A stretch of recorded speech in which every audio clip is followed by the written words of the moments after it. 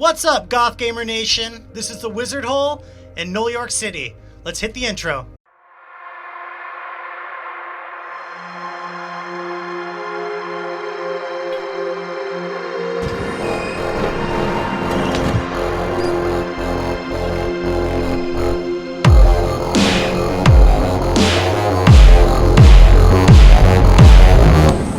Welcome back to the Wizardhole. Wizardhole. Thank you, Alec. That's our DJ. Welcome back to the Wizardhole. If you're joining us for the first time, this is the Null York City setting, which is a Shadowrun-inspired cyberpunk tabletop role-playing game that I sort of designed the world of myself. Let's introduce the players and then get into the game. Starting over here with my very good friend, Tyler. I'm Tyler. I'm playing Lancelot, and I stick to my guns. I'm Lily. I'm playing Bobbi Bobbiano. I am a fallen from grace New York City landlord. I'm Rosie Rizika, and I'm playing Todd. I'm a very nice guy, and maybe the only free thinker here. Yeah. I'm Magnus, and I'm playing Leon Lies Montana. All right. So, at the beginning of every sort of Shadowrun corporate urban mercenary game, we start with everybody getting a call that puts them on that mission. So let's start right there with my good friend Lancelot. Let's check in with where he's at and see how it is he gets put on the run for the evening. Lance, where do you find yourself this evening? 6 p.m. on a Wednesday? It's like 6 p.m. Yeah, man, I just probably woke up about 15 minutes ago. Woke up, had my alarm go off, had to go take a shower with all my clothes on because I only got one outfit, so I have to wear my clothes in the shower to clean them. You clean them as well, yeah. Yeah, no, I mean it's just good money sense. Yeah, it's economical, yeah. Yeah, that's just what I say. Yeah. It's what Mom said. Yeah. So after that, I clean myself. I go downstairs to the deli that I live above of, the Big Boy. Yep. Go in there and I order myself my bacon, my egg, my cheese, my ham, my roll, my salt, pepper, ketchup, and relish. It's good food for the soul. Yeah, it sounds like a breakfast food. Good breakfast food at 6 p.m. Yeah, no, it's good. It's a good way to start the day, and then I go to see if there's any work. Okay, so what does that entail? You go to get some work. So you go to like your job, or? See, I do go to my job. See, some people think that you'd have to travel. I keep it all in 1 block radius space. In the back of the Big Boy Deli, actually, there's a cooler. Mm-hmm. And in the cooler, there's an aisle of it's got some good beverages, and there's a Four Loko that has been there since about 2010. Four Loko 2010, back when it was good. When it was good, yeah. Oh no. No, back when it was good, yeah. Back when the caffeine was high and it was unique. And yeah, good. That's how you get a good drunk and a good 5K in at the same time. Yeah. Yeah. So you go over. So you're in this Big Boy Deli. Can we describe the Big Boy Deli? And you said you keep it within a 1 block radius. It sounds like what you're describing is a 1 building radius. That you're going from upstairs down to the deli beneath your building into the back of the deli.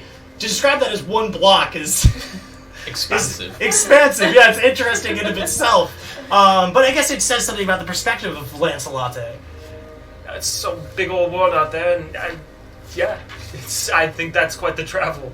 So you describe the Big Boy Deli to us. Sure, it's a classic deli. It's a square. There's no aisles in the middle of it. There's just a 1-lining cooler of different beverages and stuff, and then there's the counter where you got the line of people waiting to get Lucy's. Yeah. So you're not describing a situation where you say the back of the Big Boy Deli. This isn't like a back that's shadowed or anything. It's really a corner where there's a wall of Four Loko 20 tons. Yeah, there's an ATM you can kind of crouch behind. Okay, so here we are. We're crouched behind an ATM, the Big Boy Deli, which is well lit, windows all around it. So beautiful fluorescent lighting. So depending on where you are, you're utterly visible despite hunkering down. If anything, you could argue that you are more conspicuous. Yeah.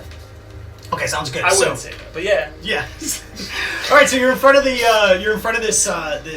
case. So this is where the trick comes in. All right, tell us about the trick. So you open the door, and you pull out the can, Just a can of Four Loko 2010? Okay. and then you look behind the can. All right. And there's a guy behind that can. So there's a man with a bandana over his face, goggles over his eyes, looking right at you, his face right there at the can. And what you've always marveled at is that no matter which can you take out, no matter high or high-low, his face is right there. His eyebrows twitching, doing like a little bit of like wiggling one and then the other. And then he says, "You want work?" Sorry, wait, hold on. And he clicks a button and goes, "You want work?" Do you have something for me today? List your skills and abilities. And he holds out a piece of paper that's been ripped off of, like, out of one of those old comic books. You see the telltale signs of Garfield in the corner. And then That's my favorite strip. Write your skills. Don't acknowledge the piece of paper. Write your skills and abilities. So I take the paper, and I realize I don't have a pen. He goes, "Oh, I'm sorry, I should have given you a pen." And he hands you a pen. So then I write down my different special skills on it that it's a good amount of guns. So you just list like all the guns you own. Yes. He looks back and he goes, "Okay, yeah, all right, we got some work. Give me 1 second." And then he puts another can where the can was, like picks it up from down below, blocks himself off. You hear just distantly footsteps going away, and then, "Hey Ben, do we have any work for a guy who's got a lot of guns? Ben? Ben? He went outside, took the dog on a walk. Oh God!" Comes back up. He goes, "Just wait with us 1 moment. You're the guy that lives on the 3rd floor, right?"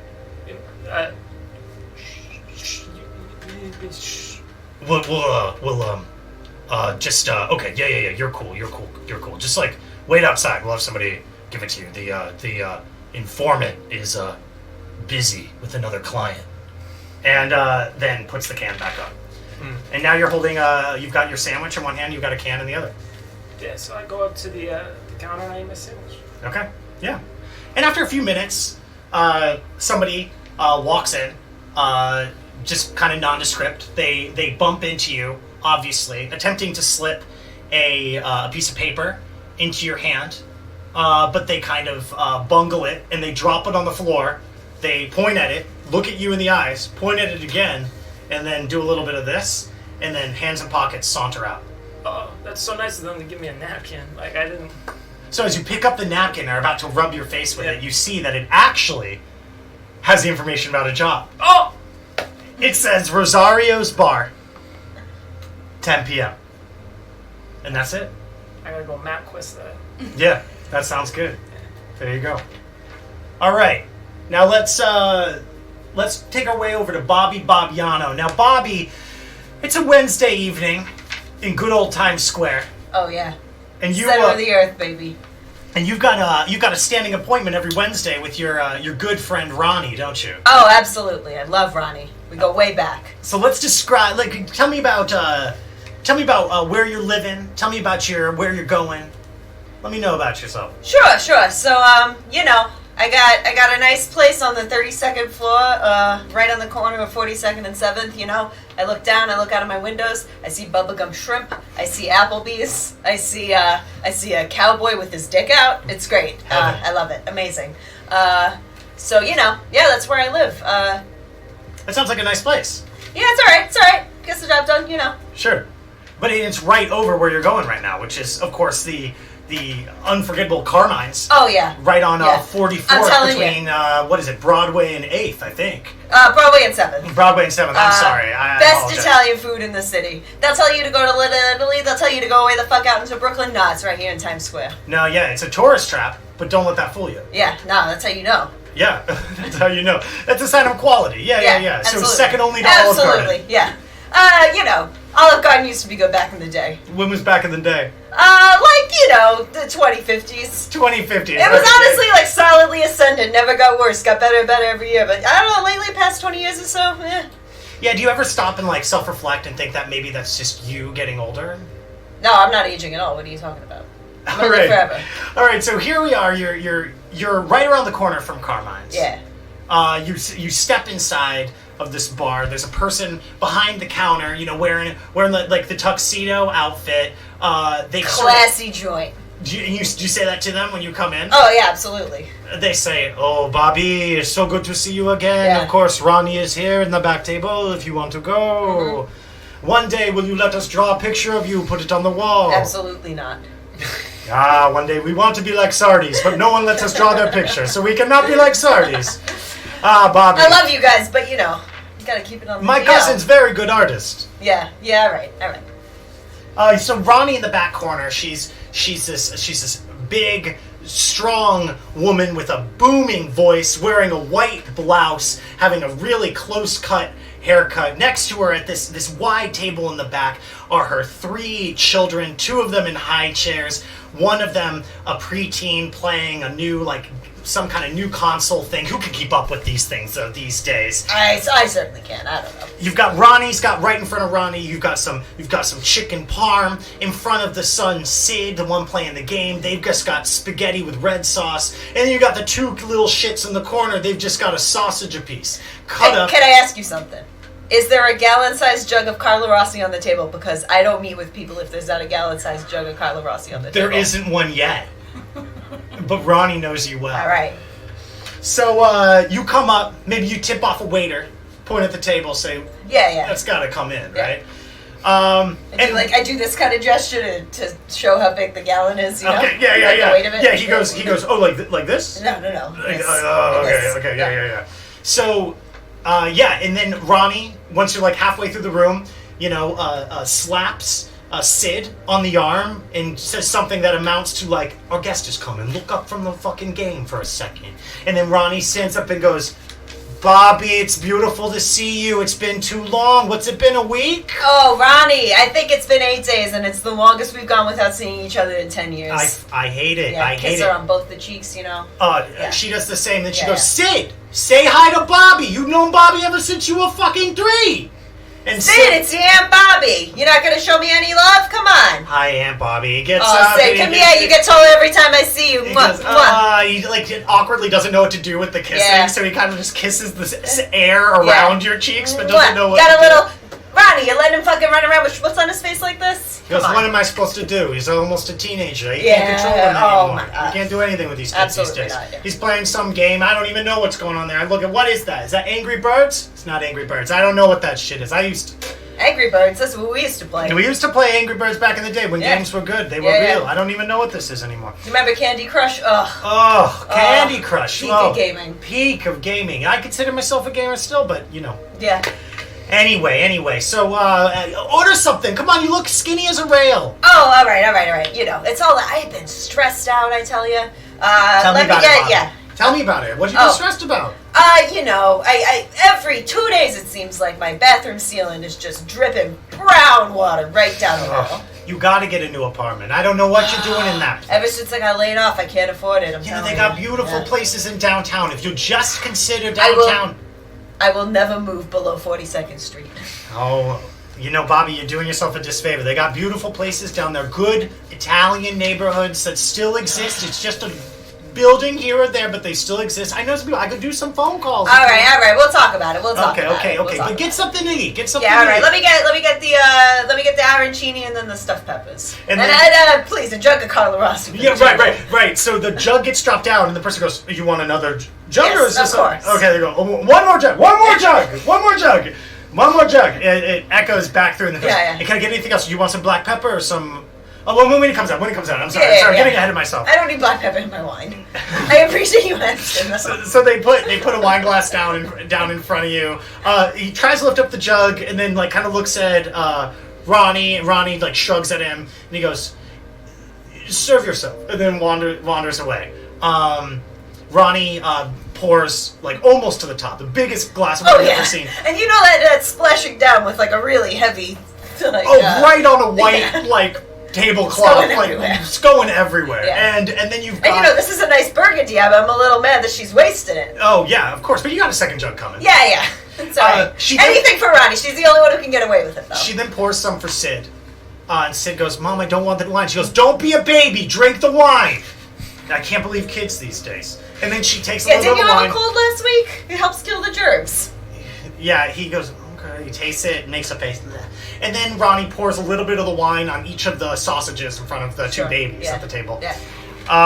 And then Ronnie goes, all right, Bobby, you know, sometimes we come here, it's all pleasantries, and I just want to get this out of the way before we have a wonderful dinner. I don't know if you've ever been down to Brooklyn in the last couple of years, but you're going to have to go down there for this job, I'm sorry to say. And it's the neighborhood, I'm sorry to say, it's not Italian. It's one of those... There's no Italians in this entire neighborhood? I mean, there might be a couple, but I'm sure they're buried amongst the riffraff, if you know what I mean. It's called Rosario's Bar. You're going to see the proprietor. His name's Roman, which I like that name. I like that name. Too bad the rest of him's not Italian, but, you know, I like the name Roman because, well, you know, of course, the Legionnaires and Julius Caesar. Julius Caesar. Love Julius. My God. Oh, my gosh. I should have named one of my kids Julius. What am I doing, Sid? Yeah. She looks at Sid with deep disdain for a moment. Says, drink the rest of your wine, Sid. She looks back at you and says, so Rosario's Bar, you got to be there around 10 o'clock. We got a couple hours to, like, you know, catch up, hang out, and then you know, go down there and work your magic. You know, you make a little money, it'll be good, and, you know, you do well on this one, maybe we can hook you up with some other ones down the line, you know. Ronnie, I gotta tell you, I really appreciate this, because if I get one more drop of brown water coming through my bathroom ceiling, I swear I'm gonna lose it. Yeah, you tell me who your super is, and I'll have his legs broken if he lets another brown water come through. You know, I would love that. I would love to do it. Thank you maybe so much. Maybe we'll make Sid do it. Make him grow some fucking balls for once. Yeah, come on, Sid. Yeah, Sid. And she just I got you that new baseball bat last year for Christmas. Have you used it yet? This is the perfect excuse to use it. Exactly. Now's his time. Absolutely. All right. And that's when your food comes, the second jug of wine comes, and you're just ready to tuck in. Absolutely. Go for it. And then Rosario's Bar, 10 p.m. I'll be there. Ronnie, thank you. Oh, my pleasure. Anything for you, Bob. All right. Of course. Let's move over to McCarran Park in Brooklyn. This is one of the citizen zones out there, and we have a man who goes by Lies sitting on a park bench at 7 p.m. Jeez, I shouldn't be drinking while I'm doing this. Okay. Sitting at a park bench, 7 p.m., waiting for something. What are you doing out here, Lies? I am a bit twitchy, and I'm waiting for my good friend, Baker. He's hooked me up a few times before, but you see, that's just, not out here that much, so especially, I don't know. By out here, do you mean out in public, or do you mean out in... out here, you know, places. Yeah. Places. I mean, I've even double-locked my moped. Yeah. Yeah, can you see it from where you're sitting? Yeah, of course. Oh, absolutely. I mean, you never know these days. Right. Especially on this coast. You never know these days. I've heard about New York.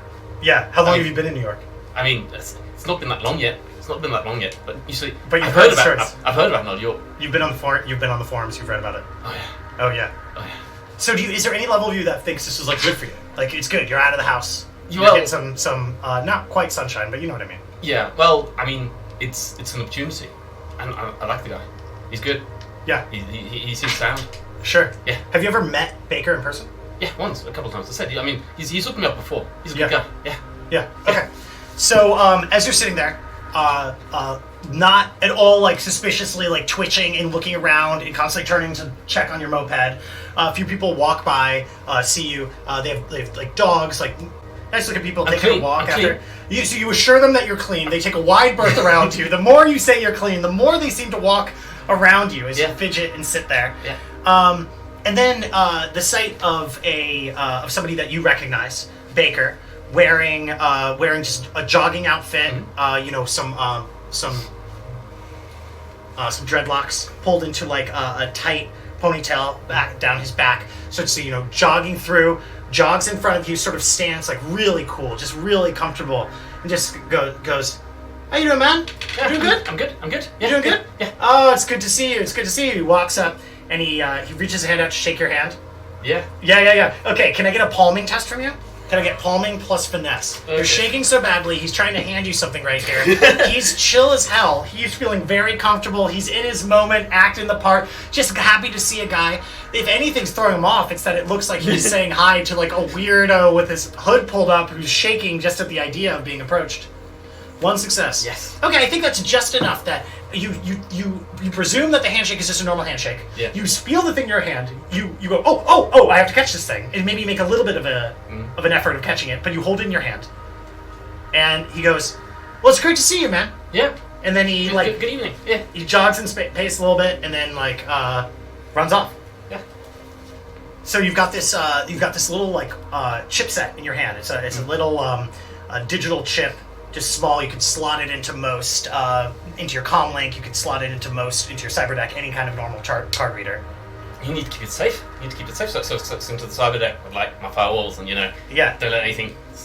But right here in public, you do it right here in public. I mean, yeah, because I don't know what it is. I need to check. I mean, it might be dangerous. I can't. You can't bring it back to home. No. You don't know. Even though you trust Baker, you just have to make sure. You just never know. I mean, he's sound, but I mean, I don't know where it's come from. You see? Oh, You absolutely. See? I mean, you never know. So you plug it into your cyber deck, like ready to do like an analysis scan. Before you open the thing, do you run a check for viruses? Of course. I mean, you these days, who knows these days? Okay, can I get a firewall plus logic plus code breaking? Okay.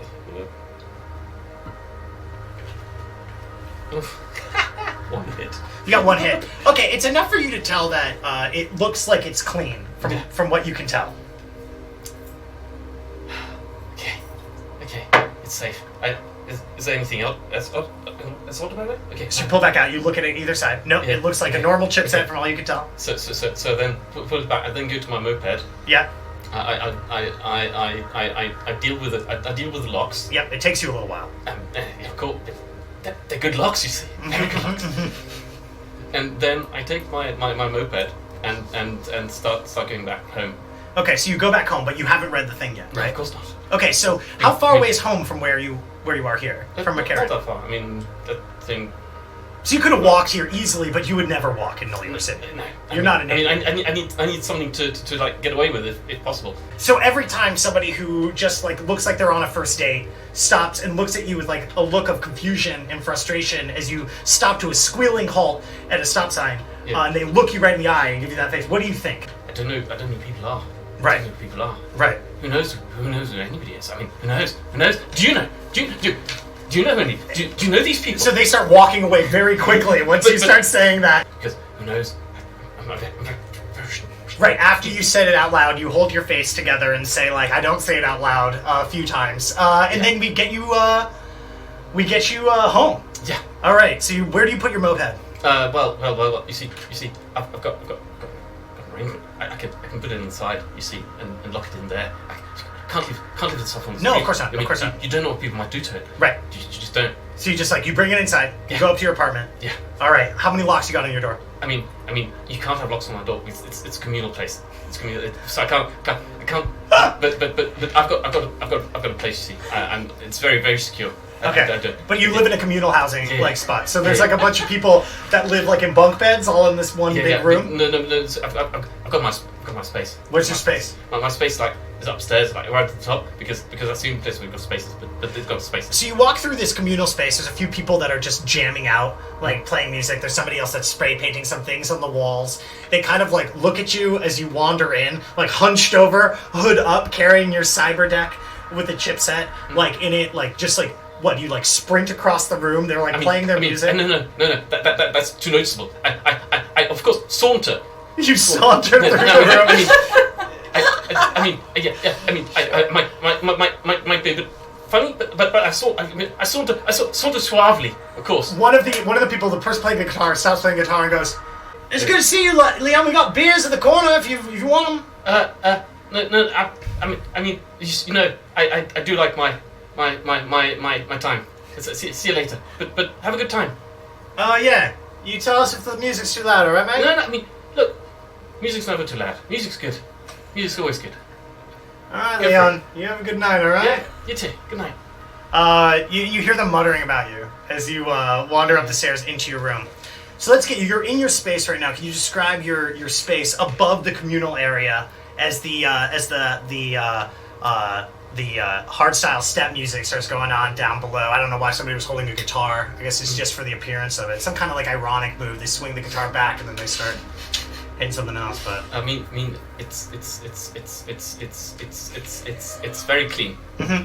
You see, it needs to be orderly. Otherwise, you don't know where things. I mean, heck, I can tell you in advance if somebody's touched anything. Yeah, you can tell that nobody's touched anything as you come in. Good. Yeah. I mean, it's safe. Right. I mean, it's not totally safe, But it's safe enough right now. Yeah. I mean, and frankly, they're good people downstairs. I mean, you see, I know because they're good people downstairs. You've checked them out a few times. They're good people downstairs. I know these people. They're good people downstairs. So you're back in your space. Yes. Everything's all orderly. You've got your cyber deck. Yeah, it takes me a bit of time to check that everything is in place. Yeah. But then everything's in place and everything's good. And then it's good. It's everything's fine. All right. It's good. So then I place my cyber deck right in place, and then I put in the chip. Yeah. And it's good. The chip boots up, and it just says, Rosario's Bar, 10 p.m., Roman Rosario. And that's all. I do a deep check to make sure that there must be more. It can't. Why chip? What? It's got more space. Anything there? No, it's just a bunch of blank, empty space that had been formatted recently. Mm-hmm. That's all. Just Rosario's Bar, 10 p.m., Roman Rosario. Okay, so I check Rosario's Bar location, Rosario's Bar owner, Rosario Bar's debts and other liens, and then also our dear friend, what's his name again? The guy I'm supposed to meet. Oh, Baker? Rosario? No. Roman? Roman. Yeah, Roman Rosario. Roman Rosario, and run the scan on him as well. Okay, so we're going to come back to that, but Yep. give me research plus software. No, sorry, research plus logic plus data processing. Give me that, and how many hits you get? Yeah, one sec.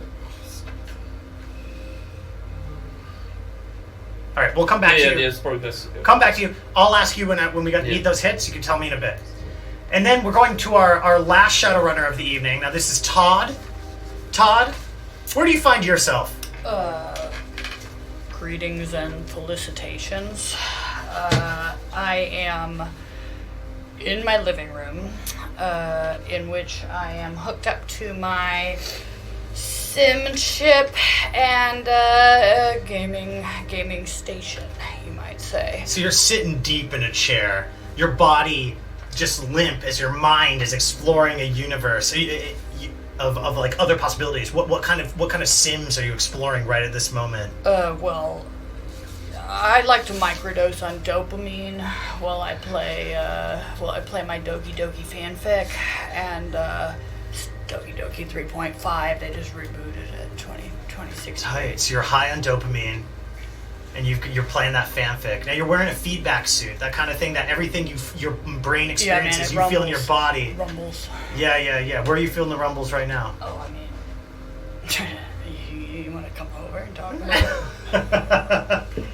So how long you been in this torpor playing Doki Doki 3.0? Oh, I game with my full ass at least 4 hours. Like, you know, I'm either gaming or I'm working. You can ask my assistant.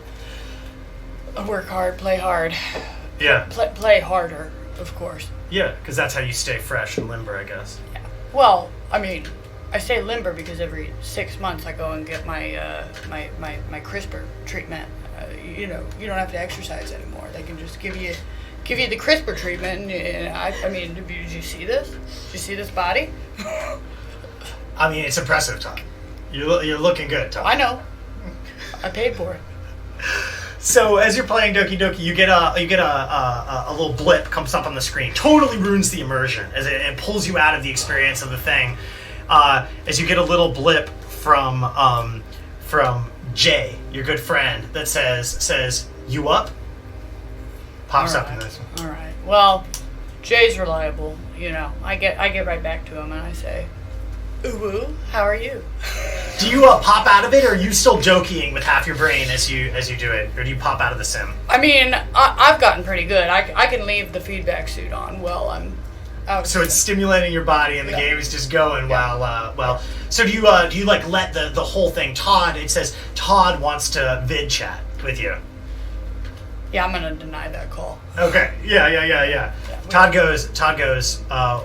Why you deny me? I need to talk about work stuff.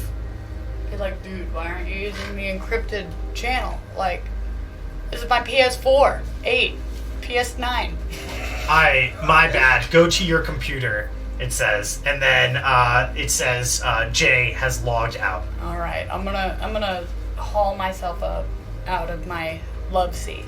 My gaming love seat. As you haul yourself out, the wedge built into the Tempur-Pedic couch sort of slowly trying to form. It's mostly mass, okay? Yeah. I've been lifting. Right. But the CRISPR treatments are definitely working, though. Oh, I mean, did you see my mass? And you need the mass in order to. So the Tempur-Pedic mattress, it almost gets back to the normal size. It really tries, but it kind of still has, at least a half-inch divot where you were before. Can you describe your room to us? Oh, I mean, my rig. I've got a good setup. I've got my mouse pad. It's got the custom arch support, but is also fashioned in the visage of a beautiful princess that I adore, Doki-chan. And right. So when you say the hand-arm support, you mean like? I mean, it's her breasts. Okay. Yeah. It's large, and good wrist support though. Yeah. I've got that. I've got my memorabilia, of course, and my assistant should have handled these monster cans by now, but I guess I'm not paying her enough or something. Yeah. Speaking of which, your assistant is in the corner just dusting some things as you get up. She's bending over, wearing just a dress and some pearls. She's got a perm that was just done, and she's got a broom, and she's popping it into a duster, and she turns and goes, "Oh, hey, sweetie, I didn't want to disturb you. You look like you were busy." Cheryl, I told you not to talk to me like that. I'm sorry. Hey, boss. I just thought I'd take care of a few of the things around the house, like while you were here. Is everything going okay? God, Mom, leave me alone. Okay, I'm sorry, sweetie. I didn't mean to. I was just getting these things down in the corner, just having these things. I've got important work right now. Get out. Well, okay, so I was dusting, but I also have to say that the check's late this month. You haven't paid me this month for it, and I just, I got bingo this week, and I really wanted to show off to Luis and the other girls that... Well, why don't you go show off to Tom? Okay, all right. You know what? We've talked about this before, and you're not supposed to talk about Tom. Todd, I am a sexual being. Mom! And I have needs, Tom. You need to hear this. I'm a sexual person who has needs. And I need my check so that I can go to bingo with the girls and have a good time. I take care of this place. I'll call you next week, okay? Well, you don't need to call. I live right upstairs. Thank you, Cheryl. Well, okay. I'm going to be right back to take care of those monster cans, okay? Thanks. All right. And Cheryl takes a few steps away and says, "Your hat looks nice, by the way." I know. God. And then gets up and closes the door behind her. You're seeing a ping going off on your cyber deck that's on your table. So I'm gonna engage my RGB keyboard and light the rig up, and then I'm gonna get on my private account. Okay. Where I go as Apex Omega. All right. XX_. So when you have these kind of meetings, often you do them in augmented reality space of your own design, making them amazing and interesting. So when you bring up Jay, of course, is seated on a throne, having digitally augmented six-pack abs, huge biceps that twitch every time he moves. His non-formed jaw turned into the most chiseled, sculpted thing. He sits on a throne made of gold, his hand stroking a black panther, as around him just all sorts of money and guns and cars and just like cannabis, just like pot leaves and trees grow all around him. And he says, "Welcome to my world, Omega." What is your AR display like, though, that you come back in? So I guess I'm gonna have I paid extra for the skin, and like I don't want to stare at like a dude's ass the whole time. So obviously I'm like a hot anime babe. Right. I have the white hair and like form-fitting. The most protection they provide in terms of female armor. You have to get the breastplate. It's So I'm a beautiful anime like warrior babe. Warrior babe. Yeah. Yeah. Yeah. So yeah, Omega's like good to see you. I'm sorry. Jay's like good to see you, Omega. How you living? Well, what do you got for me this time? Well, first off, I just want to check business. How's everything selling over there? I feel like you're up for a restocking. It's pretty good. The last shipment was good. It's moving well through Jeff's stop. I think the deep weed's catching on, man. Like I got this neighborhood under lock. That's good. Well, we just got another shipment of deep weed in. It's a good stock. It's from Jersey, so it's like top tier material. We got 2 tubs worth. So if you want some tubs of deep weed, we got the best stock out of Jersey right now. I prefer to buy the bathtub. All right. Well, yeah, that's right. We got you covered. So we'll bring you 2 bathtubs worth of deep weed. I think we can have that shipped out to you by Wednesday, so you make sure that you're all cleared out. Wait, it's Wednesday today. Is it Wednesday today? Yeah, dude. But I can get Cheryl on it, okay? All right. You know what? Yeah, that's right. You know what? Send Cheryl to the meat. We gotta go down to that abandoned warehouse next to that meat packing plant. Just send Cheryl, have her bring the minivan. That's always enough to catch this stuff, and she's cool. Like, she's a little weird, but man, she covers her bases, right? Like well, it's just pretty good. It's just she's pretty good at what she does, I mean, she's okay, I guess. Look, man, respect, right? Like, respect where respect's due. Like, I don't care that Cheryl's like your mom or whatever. Dude, where did you hear that? Well, I mean, like, she looks it's just like true. you, Todd. Like, no, okay. It's not. It's not true.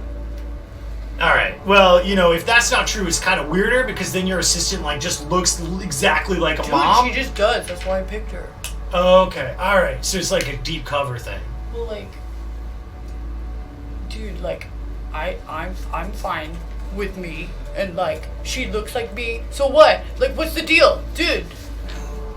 Alright, sorry Todd, I don't mean to heat you up like this. I'm not trying to put you on blast or nothing. I was just seeing how sales were going. You can just you know what, why don't you just loosen up your panties a little bit, just chill the fuck out just a little bit, because right now you're at a 9 and I'm at a 2, bro. Yeah, okay, dude. I'm just saying your assistant's good. Clearly I'm the only woke sovereign citizen here, okay? You wanna bring this shit up? Cheryl's not my mom, okay? Alright. Cheryl's not your mom, alright? And that's why I can say she's totally bangable and that's totally chill, right? Dude, not at all. Alright, I'm sorry, Todd. I don't mean to fuck around with you too much. Alright, but it's okay. So in a week, you send Cheryl to the meatpacking plant. We'll give you another 2 tubs. The minivan, definitely big enough. Just move out the back 2 seats. And other than that, I know you've been looking for an excuse to use up those toys you got, those cybernetics you got. So I got something from you. A friend of a friend hit me up. Says as if you're available tonight, go down to Rosario's bar. That's down in the Myrtle-Wyckoff Demilitarized Zone. You just go down there. It's supposed to be a good time down there. Bring a few cartel coin with you. You can have a good time and maybe make some money back at the same time. Well, I guess I can check my schedule. I should be free. I'll see. Wait, can you check it right now though? Because I gotta send it to somebody else if you don't want it. Cheryl. What is it, honey? I'm watching my stories. Am I booked up for tonight? Do you have a check for me so I can go to bingo with the girls? I'm gonna cut audio feed. I'm gonna be yeah, I'm free. Yeah. All right. 10:30. All right. Ish. No, at 10 o'clock. Yeah, we'll try. Okay. All right. You do your best, okay? And that's good. Say hi to Cheryl for me. Give blow her a kiss, all right? And then he cuts the signal. Okay. So you all know where you're going. Rosario's bar, Myrtle-Wyckoff Demilitarized Zone, and that's where I want to come back to Lies over here. Now, how many successes did you get on that check? 6. Got 6 successes. Okay. So, some of this stuff, some of you might know already, but this is important context regardless. So, The Myrtle-Wyckoff, Rosario's bar is in the Myrtle-Wyckoff Demilitarized Zone. Now, this is an area that is right off the end of the fortified L train in Brooklyn. See, for a long time now, there was kind of a policy that a lot of like real estate companies had, like the big ones, after the crash of 34, the internet crash of 34, that a lot of the social security information was lost, so a lot of people lost their citizenship in that moment. After that, there were kind of designated null and citizen zones based on what percentage of people had citizenship or not.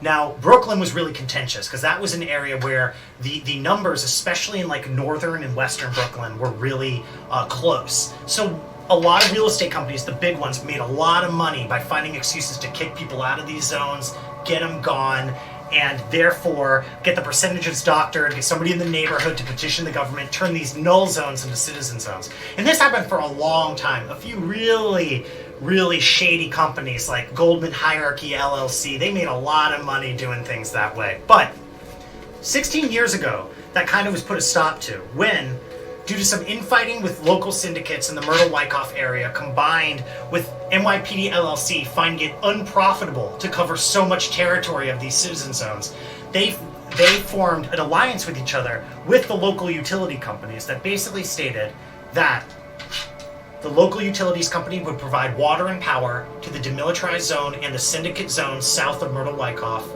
and then NYPD LLC would give them space just so long as there were no murders or major crimes in the demilitarized zones that separate the Caribbean Kings Syndicate from Russo Corp. So, let's go to a map here so I can better illustrate what we've got going on here. Right here, you'll see that the L train, which, stops now, the L train which goes into Brooklyn and stops right at Myrtle-Wyckoff Station. The rest of the train line has been deconstructed and destroyed. This train line now stops at Myrtle-Wyckoff, which is the end of the citizen zone, meaning it's a heavily fortified police area. But right across from the Myrtle-Wyckoff zone, you've got this big demilitarized zone that's now referred to colloquially as the DMZ. Now, the beautiful thing is that because this DMZ is right off the edge of a citizen zone, right off the edge of a... Sorry, 1 second. My dog's running into the room. All right. Because the DMZ is right on the edge of both a train station and a citizen space, that means that there's a police presence and an easy way for tourists, bridge and tunnel people, and finance people to come down to the DMZ, cross the street, and go party in a place where laws don't apply the same way they do in any citizen zone. That's why whenever you step out of Myrtle-Wyckoff Avenue, if you just look across Myrtle, you will see this glowing beacon of libertarian indulgence. Glowing signs, peep shows, and drugs all just flowing freely in this party zone that goes 24/7. Which makes a lot of people feel safe because as much as the police can't intercede in this area, they're overlooking. And that makes a lot of the uptight citizens that like to come and commute in feel a little bit more comfortable. So all of this was made possible by what's called the Treaty of Kentucky Fried Chicken, which is right across from Myrtle-Wyckoff. That's where the representatives of the landlords that owned these, representatives of Russo Corp, the Caribbean Kings, NYPD LLC, as well as a landlords association in the area met. They formed this treaty with the utilities companies, and they made it happen. Now, I don't want to say that violence still doesn't occur down here. Yes, major crimes can't occur in the DMZ, but in Caribbean King or in Russo Corp territory, as part of the Special Exception Treaty, in any zones controlled by them, they don't have any local or state laws applied to them. So, all the NYPD LLC really cares about is that no major crimes occur in the DMZ. That's what you find out. But you also find out that Roman Rosario is the head honcho landlord. Like when there was a coalition of landlords that met with Russo Corp and the Caribbean Kings, Roman was like 80% of them. So while Roman technically doesn't own the DMZ, no one owns the DMZ, Roman Rosario owns the DMZ. Okay. And Rosario's bar is considered the center of the Myrtle-Wyckoff Demilitarized Zone. And so he presumably has holdings of apartments across the citizen zone as well. Yeah, presumably he'd own a lot of apartments there too. Now, what you know about Roman is that he's not a major landlord. This is not a Goldman hierarchy guy. He's a small landlord, but he has made a fortune off the DMZ. He's a big fish in a small pond. That's exactly how I would describe it. He's a big fish in a small pond. Exactly right. Does he hold his deals? Does he what? Does he hold his deals? Any rumors about him stiffing? No, you don't hear anything about that. You know, with your 6 successes, I think the one thing you do hear is people on the forums talking about how Roman Rosario is just a pompous asshole. But you don't see anything about him taking advantage of people or fucking people over. Okay. More that he thinks he's a saint. Like, he thinks the DMZ is some godsend to humanity when he's just a shitty New York landlord that just doesn't have the clout of the major real estate companies. Which, I should say, if there's one group of people that hates the Treaty of Kentucky Fried Chicken and hates this organization, that what happened here, it's the major real estate companies. They're the only people really that lost. Russo Corp got to accept that their territory won't be fucked with. Caribbean Kings, all they have to worry about is each other. But NYPD LLC, they don't have to waste money spreading out their forces. Their contract with New York, they're privatized, right? They just want to make money. Really, it's only the landlords who can no longer crack these districts that are really upset about this happening. And I think that is, that's all the information you get about the area.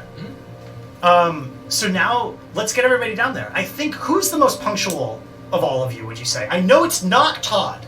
And I have a feeling, based off of Lai's deep research into the area, making sure you dot every I, cross every T. I doubt you're the most punctual either. Well, I need to be on time, but I need to check things. So but I will be on time, of course. I will not be on time. Out of us I don't trust him at all. Out of us two, it's probably me. I mean, All right, being Bobbi. honest, he doesn't seem like he's got all his chicks in a row. Well, so with Winnie on your lap, Here she is. let's. Love this broad. All right, Bobbi, let's go to you. So how do you get down there? So the elevated, the fortified L train, does go straight to the Myrtle-Wyckoff zone. But I don't know if you would be caught dead on a train. If you would have come to me 5 years ago and said, Bobbi, you're going to be taking the train tonight, I would have laughed right in your face. But I'll be honest with you, times is tough. A cab all the way out there, $70. Can't afford it anymore. I'm going to get right into Times Square. Beautiful station. So many options at my fingertips. I can mostly take any of them down to the L train. But you know what? The B doesn't go through Times Square, but I would take the B if I could. Because B is for Bobbi. B is for Bobbi, and But, B is for beautiful. Yeah. But you can't take it's my the favorite B. letter. No, you can't take the B. You know how many B's I got in my name? 6. Damn, wow. That's a lot of Bs. And there ain't no O train. There ain't no Nah. I train. Nah. I There's think I'm an gonna. A train, though. Yeah, I think I'm gonna go with the A train. A train will take you to 8th Avenue. Yeah. 8th Avenue L, which means you get a seat. Yeah. You go in there, you Oh. get a seat. Yeah. Right, And you know what all I the do? way down. I sit right in the corner, and I got some, big stilettos on. I like to be tall. I'm already tall, but I like to be even taller. And I sort of stick them right up into the bars of the train there, and I take one of those little 2-seaters on the end for myself. Yep, you make sure to take Yeah. 2 seats. And Yeah. of course, once the train comes into Union Square, it becomes packed full of people, and a lot of people who stand over you, looking awkwardly in this way that's like, you really ought to give me that seat. But because of the rules of the, what do you call it? The social contract, no one actually bothers you or requests a seat. So what do you do, Bobbi? That's do you give why them I a love seat? this city. Absolutely not.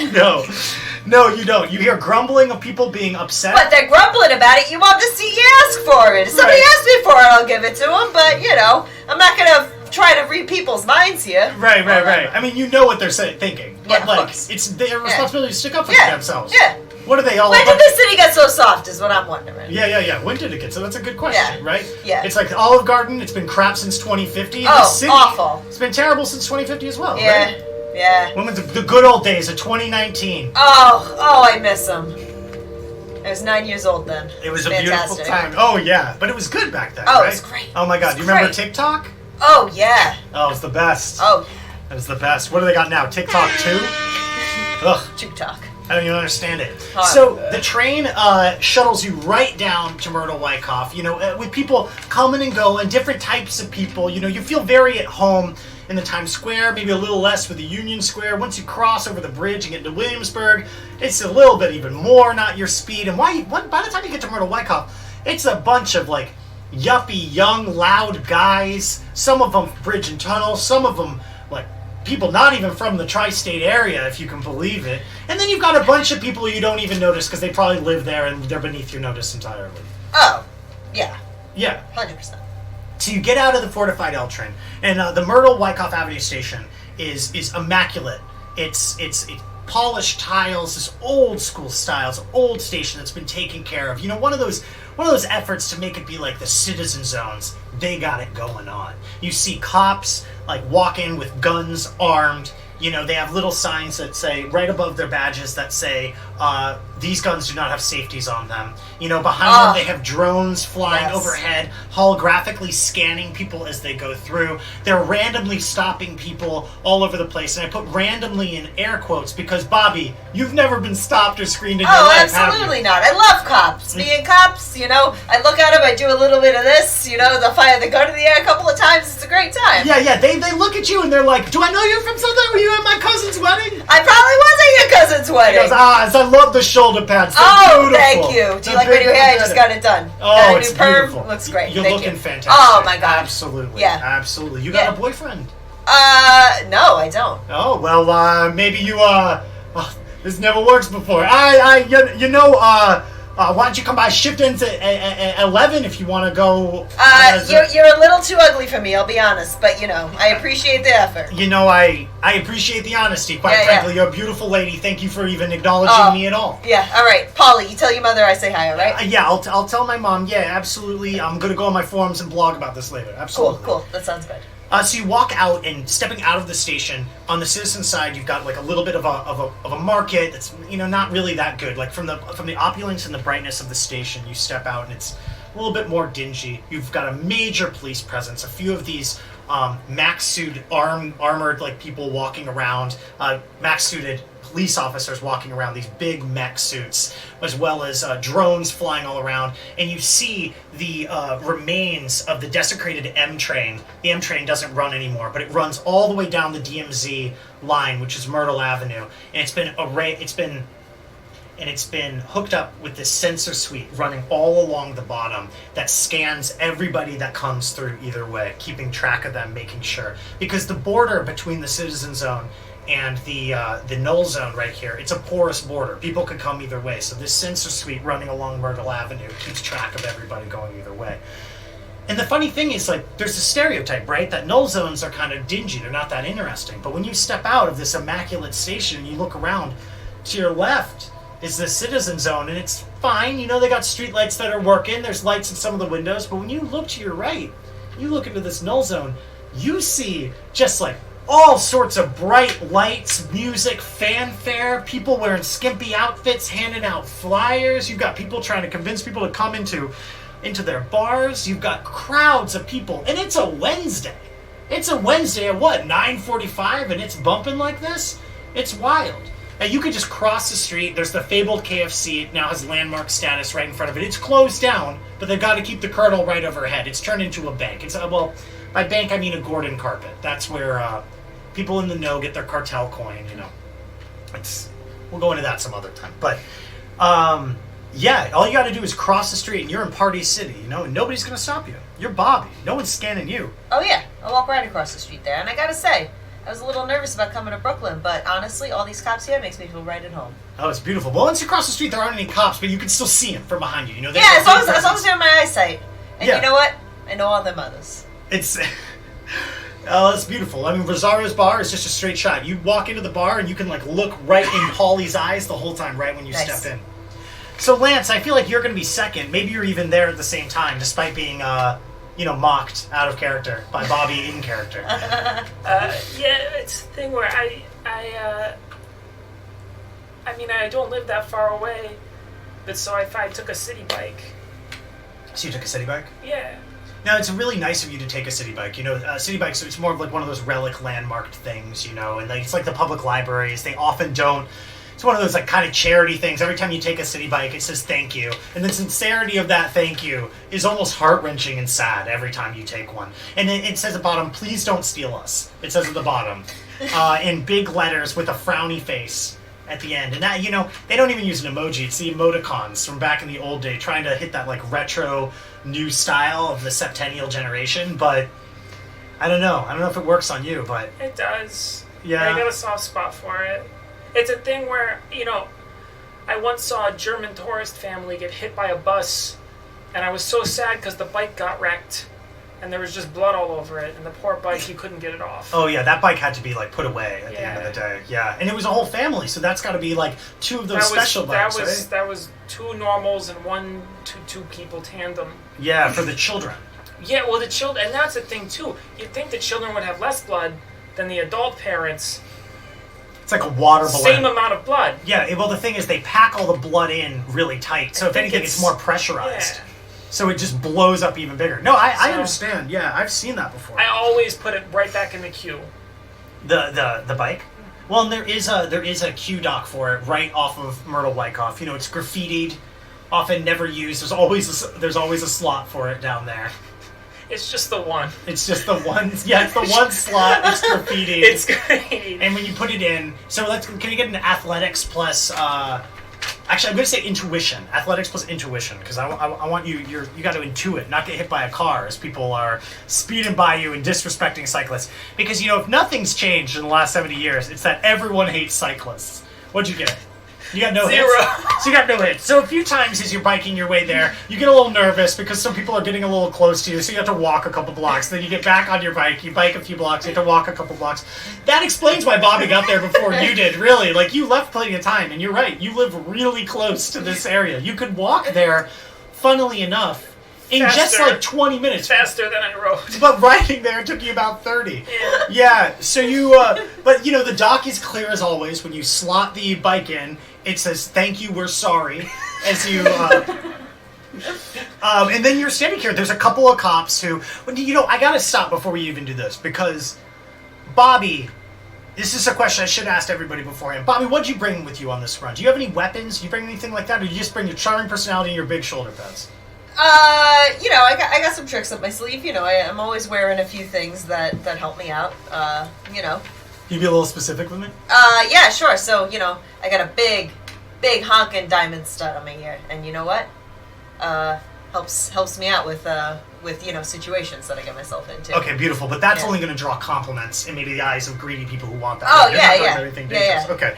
And also, the cops wouldn't bother you anyway. But Lance, you're a guy who described your skill set as just a list of different guns you own. So I should ask, what do you bring to this run? See, the unfortunate thing is that normally I would love to bring my guns because they don't get to go out all that often and they like to see the light of day, but I couldn't do it, so I am also not a citizen, I'm a null. Right. And so it's a hard thing. I knew there were going to be a lot of cops here, so I'm wearing my helmet, which was also for safety when I was on the city bike. Sure. But unfortunately, it's a visor it's very dark. Yeah, and when we say a helmet, you don't mean a bike helmet. You mean like a military tactical helmet with a face visor that conceals your face. Right, but I did put a smiley face on it so people know that I'm friendly. Okay, yeah. Yeah. That's great. But that's all you brought. You didn't bring a gun, you didn't bring armor or anything like that. I mean, my armor does have a little bit of, it's a little electronically fine. What does that mean? It'll zap you. Oh, if somebody touches you, it'll zap you. And I have my pistol. Okay, where do you put that pistol? You conceal it, or is it just it's in my butt. It's in your... Not in my butt, you know what I mean. It's in my back pocket. Sure. Right, so if it fired, it would shoot right down the crack, but it wouldn't get you. But it'd be safe. It'd be safe. I understand. Yeah. Safety first. Safety first, absolutely. Yeah. Okay, great. So you step Safety off, though, ironically enough. That makes sense. Trigger discipline? I mean, these cops don't have triggers either. Can I get an etiquette roll from you? That's etiquette plus, oh my gosh, presence. Etiquette plus presence.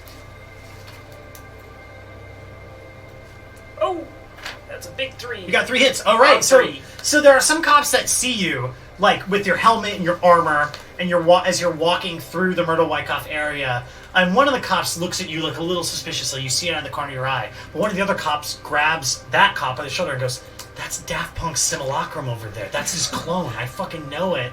I'm waving. He goes, "I love your word. What's that one? Dan, love to get fucky? Is that what the song's called?"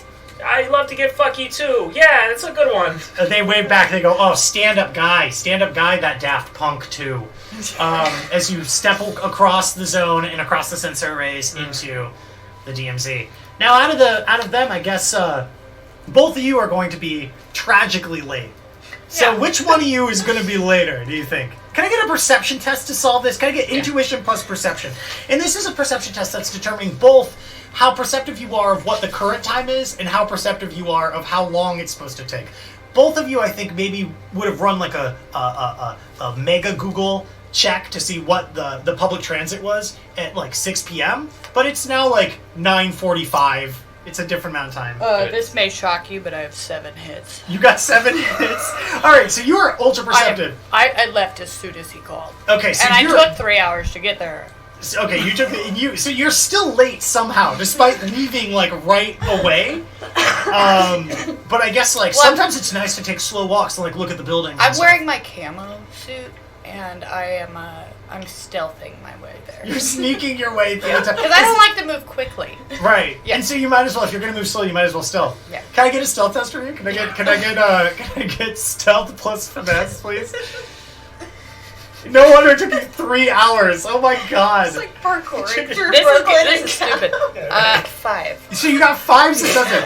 So you have managed to sneak all the way from where you live, like dun dun dun dun dun dun dun dun dun dun, like tiptoeing as you go, wandering around people. No one notices you. There's a dog that doesn't notice you at all, and dogs hate you. And you end up walking through the Myrtle-Wyckoff area. The cops don't notice you at all. The sensor rays don't pick you up at all. You wander weaving elegantly through this mass of people in the DMZ. Once in Rosario's bar, somebody like leaves, you sneak right into the door before they even go there. And now you've taken up a corner of what, like the bar? Yeah, and then I unzip my camo hoodie, revealing my trilby under the hoodie. You suddenly Just appear, my head. and the bartender goes, ah! I love your trilby. Can I get you a drink? Typical. Now let's go over to Lies over here. So I triple checked my pad. Yep. And then went downstairs and to my bike and then went across. Good to see you, Leon. They stopped playing again as you go. Good time. You gonna go off? What are you up to tonight? I'm seeing somebody in DMZ. Good In guys. the DMZ. Yeah. That's cool, Leon. You'll have to let us know how it goes. What? Will do. You go, oh, it's good that he's going to see somebody. I was always afraid he's in his room all the time. He's a weirdo, Lance. You shouldn't spend that much time with him. He's like our roommate. We just polite, is what you hear as you go down the steps and go down the stairs. Good people. So as you, so from where you're at, you're also in a pretty convenient spot. This is easy for you too, because you live off of the Graham fortified L stop. Yeah. So you're a really short trip. So the fact that you also are late makes no sense at all, and you should have time. I'm not very late, but I'm a bit late simply because you're fastidious. Yeah. You leave with enough time, but you don't account for the fact that you have to triple check your locks and then. Yeah. So do you take the train or you take your moped? I take my moped. Okay, so you take your moped. Otherwise, the train there are too many people on the train. Gotcha. It's not comfortable. Gotcha. So can I get an intuition plus athletic plus drive from you?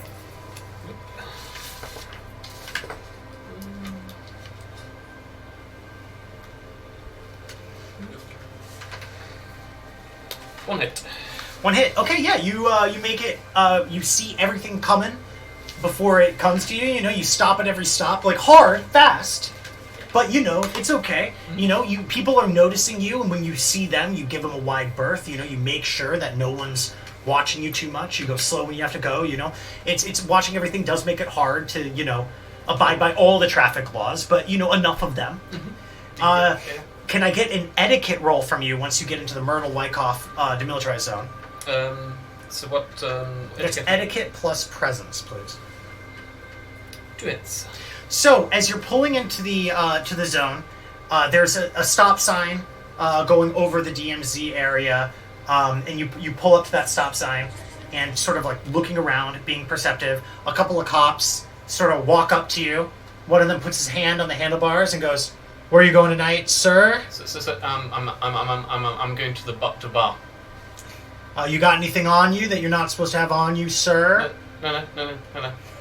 Just my deck. You look a little jumpy, sir. Sorry. We got a suspicious guy over here. He's a little jumpy. And another cop comes up and goes, "What bar are you going to?"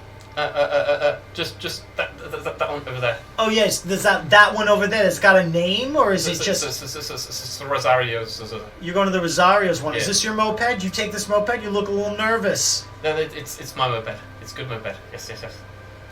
If we search you, we gonna find anything on you that you're not supposed to have on you? No. No. He kind of like touches like the fabric of your coat. Now I should ask, do you have anything on you?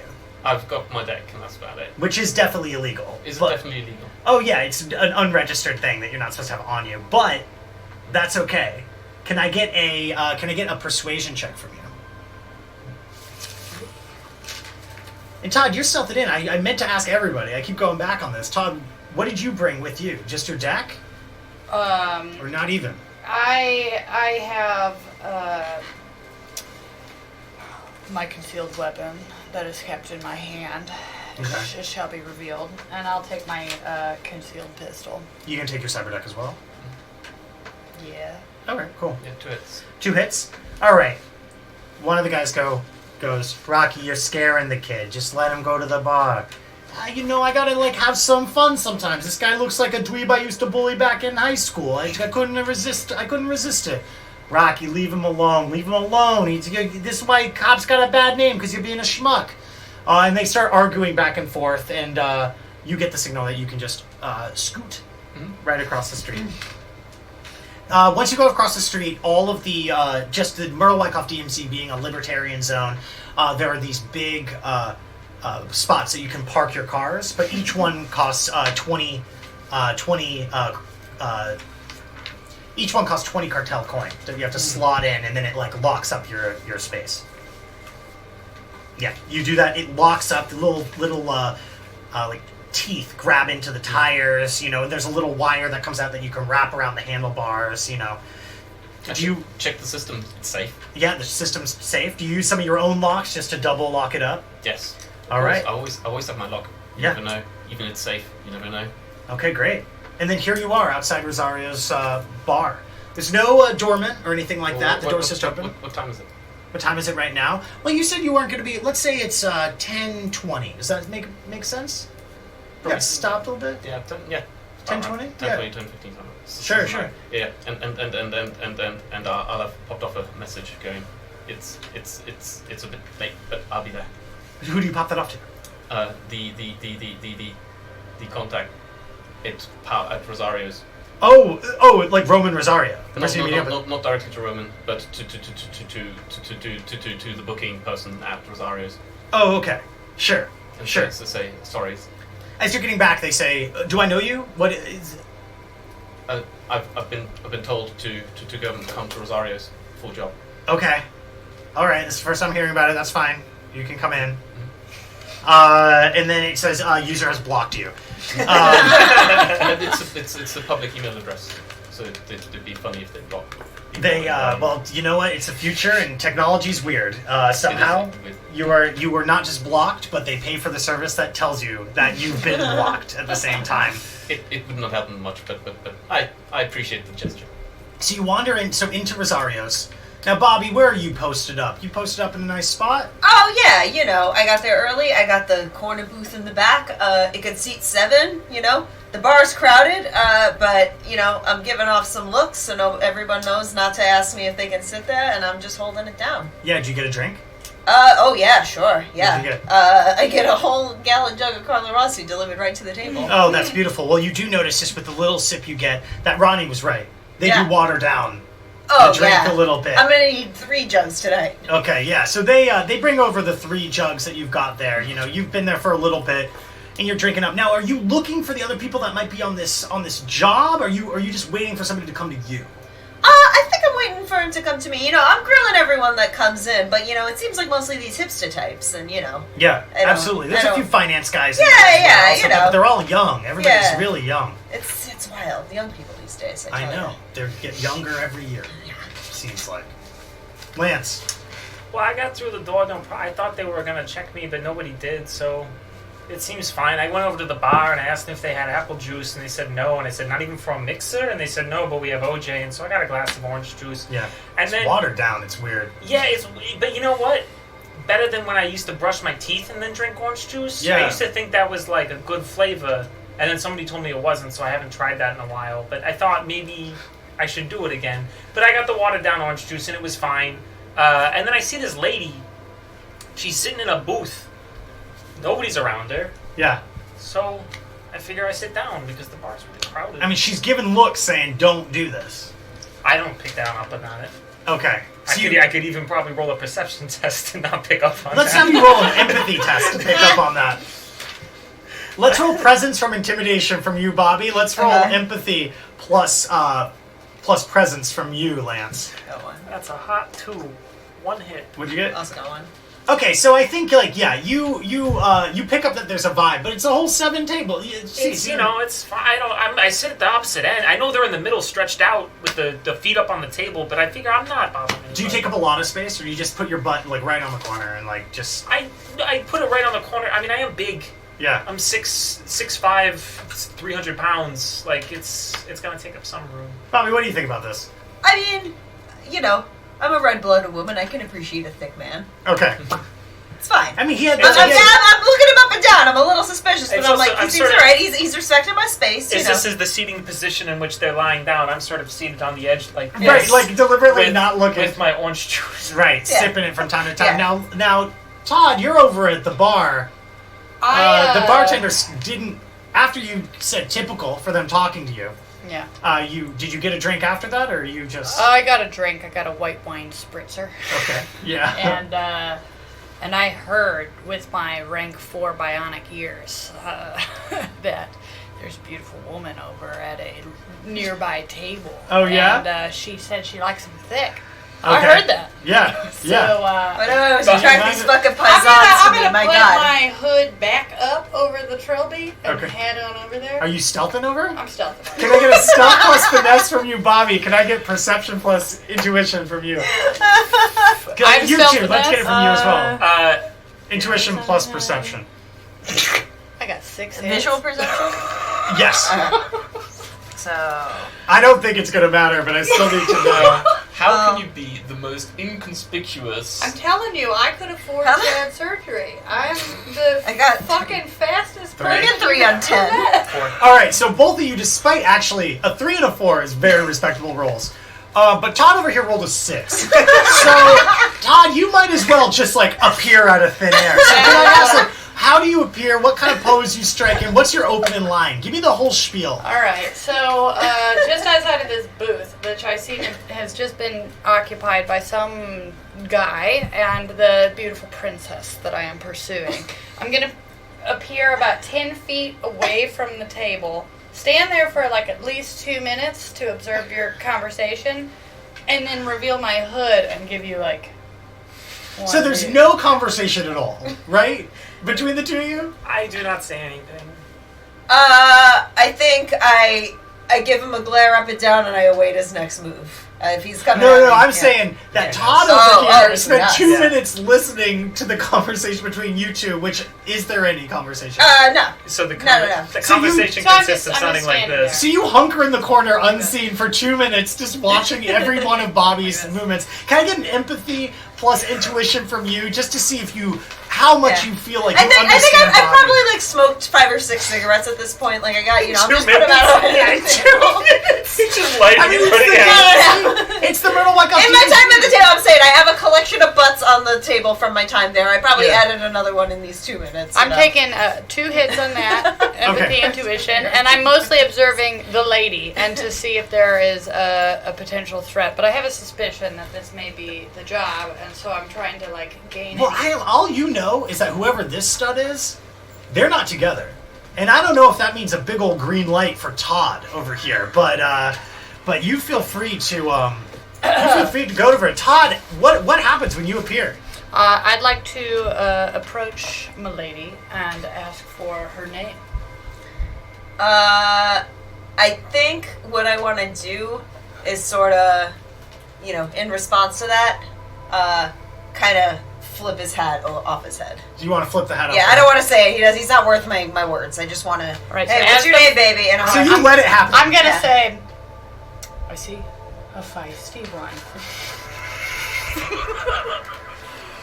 And that's right when Lies walks through the door. The place is pretty packed. Is The it bar very is packed? well. It's every seat is taken except for 6 seats next to Bobbi Bobbiano over here. But I wouldn't say you don't have to like weed through the crowd. Okay. I mean, it's a Wednesday night. It's slow for Myrtle-Wyckoff DMZ standards. Okay. So yeah, I make sure I weave my way towards the open space, the only open space I can see. And This table. This table. Okay. And like avoid touching people, and then make my way through. And if Bobby's sitting in the middle, and Lance is sitting on the left corner, and Todd is standing right in the middle, real close to Bobby. Yeah, That's like like he's kind of leaning onto It's the like table. a direct So eye you move- contact Yeah. thing, and then I'm saying like, I do Krav Maga. What does that mean to you, Bobby? Krav Maga. I ask him if he can rip both sleeves off of his shirt to prove it. Oh, I can. Yeah. You All can right, do let's it? see Yeah. it. Off your Yeah. chameleon suit? Or Yeah, that's a good point. I'd be like, you can unzip that. if you want to see me rip some clothes off, you can come right around the corner. If you want to get out of here and maybe get a drink. I ask him if he's Italian. Well, let's say it. Yeah. Are you Italian? Not quite. I'm not interested then. Oh, how's that feel, Todd? I'm gonna say. Can we roll a? This is what you get for studying psychology. You're too smart. I mean, maybe next year you'll Look, wisen I up. got a lower back tattoo that says Italian or bust. And, these are the words I have to live my life by. But this has I'm me- sorry. Your hat is very terrible, and in a way I can appreciate, but, the answer's no. This has deterred me not at all. Yeah. I am now convinced that this is the woman for me. Okay, that's perfect. And that's the moment where Lies, you find the corner, Yeah. and you sit down in the other part of the seat. Is that space? Is that right? No. But there is no other space. Who's this? What are you, like a squirrel man? No. I'm no Yeah. squirrel. No squirrel. You're all human, man. What are you here for? Why do you want to sit at my table? Well, there's no other space, and I don't like too many people. If that's all right. It's a bit awkward. Anyway, It seems like I have something that you want. Yeah, Todd, what do you do in this moment? I mean, this is a conversation happening between, like, ostensibly your lady. Yeah, This random I'm gonna dude. see him approach and consider him not a threat Okay. because I've had extensive surgery to chatify myself. So I'm gonna put one large arm on his shoulder Okay. and be like, "You get there, bro. You wanna talk about it?" please don't touch me. I mean, it's taken. Okay, so I'm just warning you now. But the seat's taken. I'm gonna roll some perception really quick just to make sure that I can perceive this. That this is happening? It's happening at the table. No, but I think I've put in some logic plus perception. All right, wait. or You logic both- plus you both intuition honestly together see- about what's going on here. Intuition plus perception. No, intuition plus. Give me intuition plus empathy.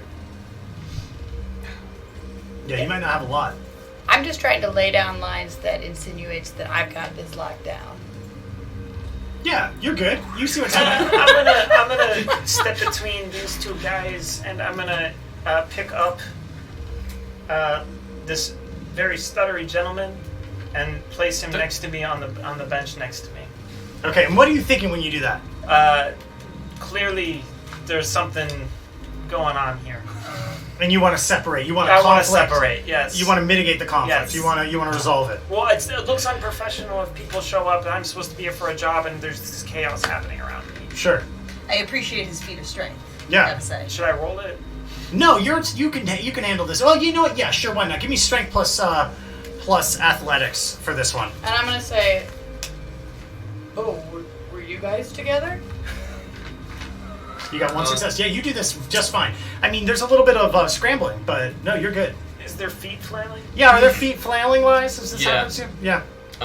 2 successes On what? On feet flailing and general being awkward and uncomfortable. So he's a slippery one. You barely can get him into the seat beforehand. Now, Todd, that was an incredible feat of strength. You've been talking about your body this whole time, but I haven't seen you do any feats of strength. You're really on that level. I mean, I've been flexing, but it's under my camo suit, so. So no, I can tell.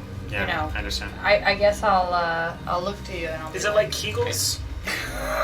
Yeah, as looking soon to as you, let- and I'm like, you let go what of me, exactly right? was your name, sir? You let go of me, right? Yeah, I move Yeah. into the booth slightly As closer soon to as- as soon as Bobby, you do- and then I set you on the end. Yeah. As soon as you do, I Well, kind of scramble as far to be shouldn't like s- about equidistant from anybody else. I shouldn't say Bobby, I should say to this high-heeled madame. Thank you, my heels are very high. So around this time is when you see a man start wandering around, saying hi to people, shaking their hand, clapping them on the back, pointing at the bartender, doing one of these like finger motions, like bring some drinks over here. The guy has the guy has wide collar on his collared shirt. The shirt is purple. It's satin. It's shimmery in the light. It's unbuttoned down here where there's just chest hair flowing out of it. He's got a similar maroon jacket suit on as well, so all the colors just sync up together. He's got black hair that swapped back in this beautiful, beautiful in style, but also kind of classic look, some sculpted facial hair, looking ripped and buff in kind of that ageless way. That's sort of like, maybe this guy's 35, maybe this guy's 50, but he looks in charge. And as he goes around clapping people on the back, pointing at people, he sees you, Bobby. He points at you, does a finger gun shooting sensation, but he's not walking towards you. He walks to the front of the bar where there's a little stage. And then the lights go out and then pop back on with a spotlight on this one man. And over a PA you hear, "Will everybody give a round of applause for the club's proprietor, Roman Rosario." Thank you so much for coming to my bar. It's good to see everybody. I hope you're all having a good time on this Wednesday evening. I am in the building, which means if you have business with Rosario, you come and find me. I'll be at the booth in the back next to Audrey. Audrey, there are people sitting in my table. I told you to keep it clear. And he points at your table. A spotlight comes onto your table. The voice comes up. Will you please vacate the reserved 7-person table for Rosario, please? Hood up. All right. And you stealth and you disappear into the crowd. Not Yeah, there's a spotlight right on you now, Lies, in this table. I freeze up. Okay.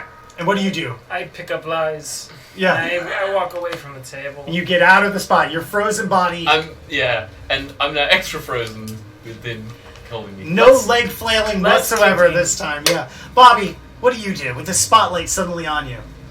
I mean, I thrive in the spotlight, so I, pull a book of matches out of my pencil skirt pocket, do some sleight of hand trick to light my cigarette, stand up on the table, take a drag, somehow scoop up all 3 of my jugs of Carlo Rossi, and then sashay off the table.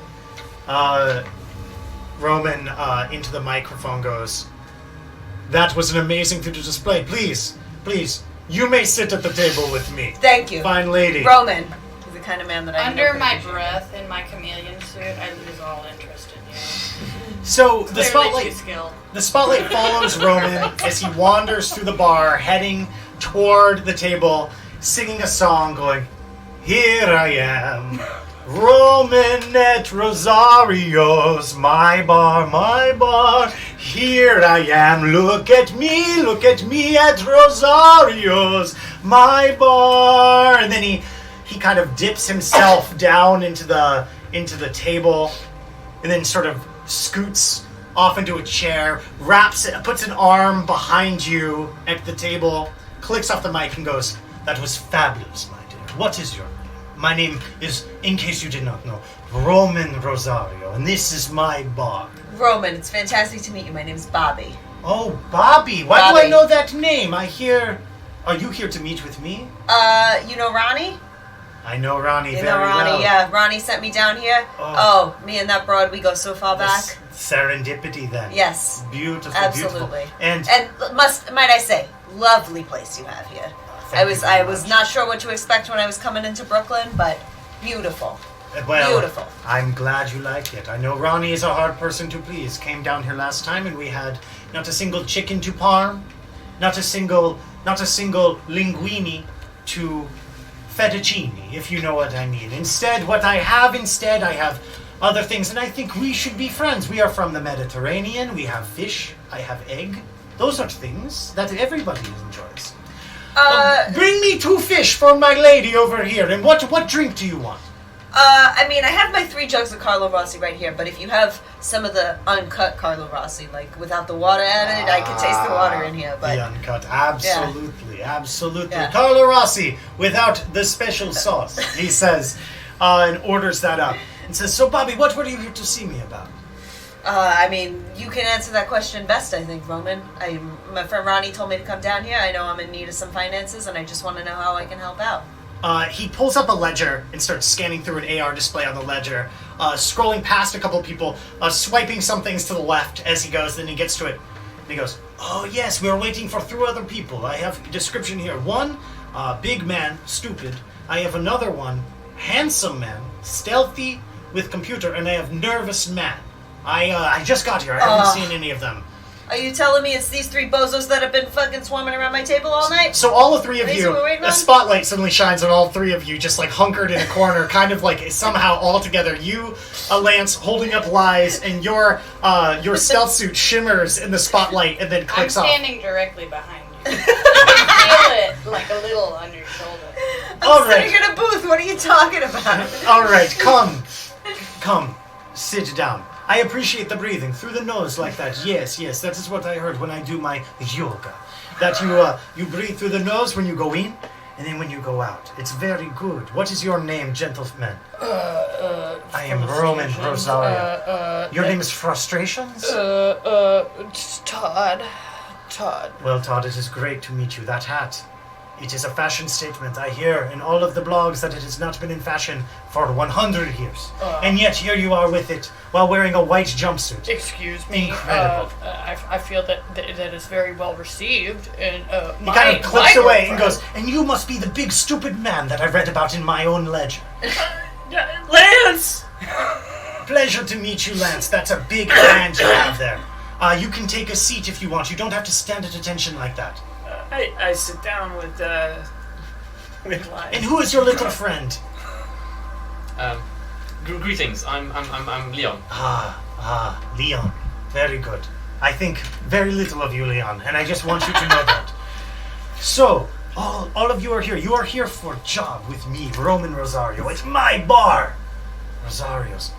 Well, a little bit about me first. I am owner-proprietor of this bar and many properties in this area. In fact, you could say that the entirety of the DMZ is my design. I hope you like it. It's packed and fun and good.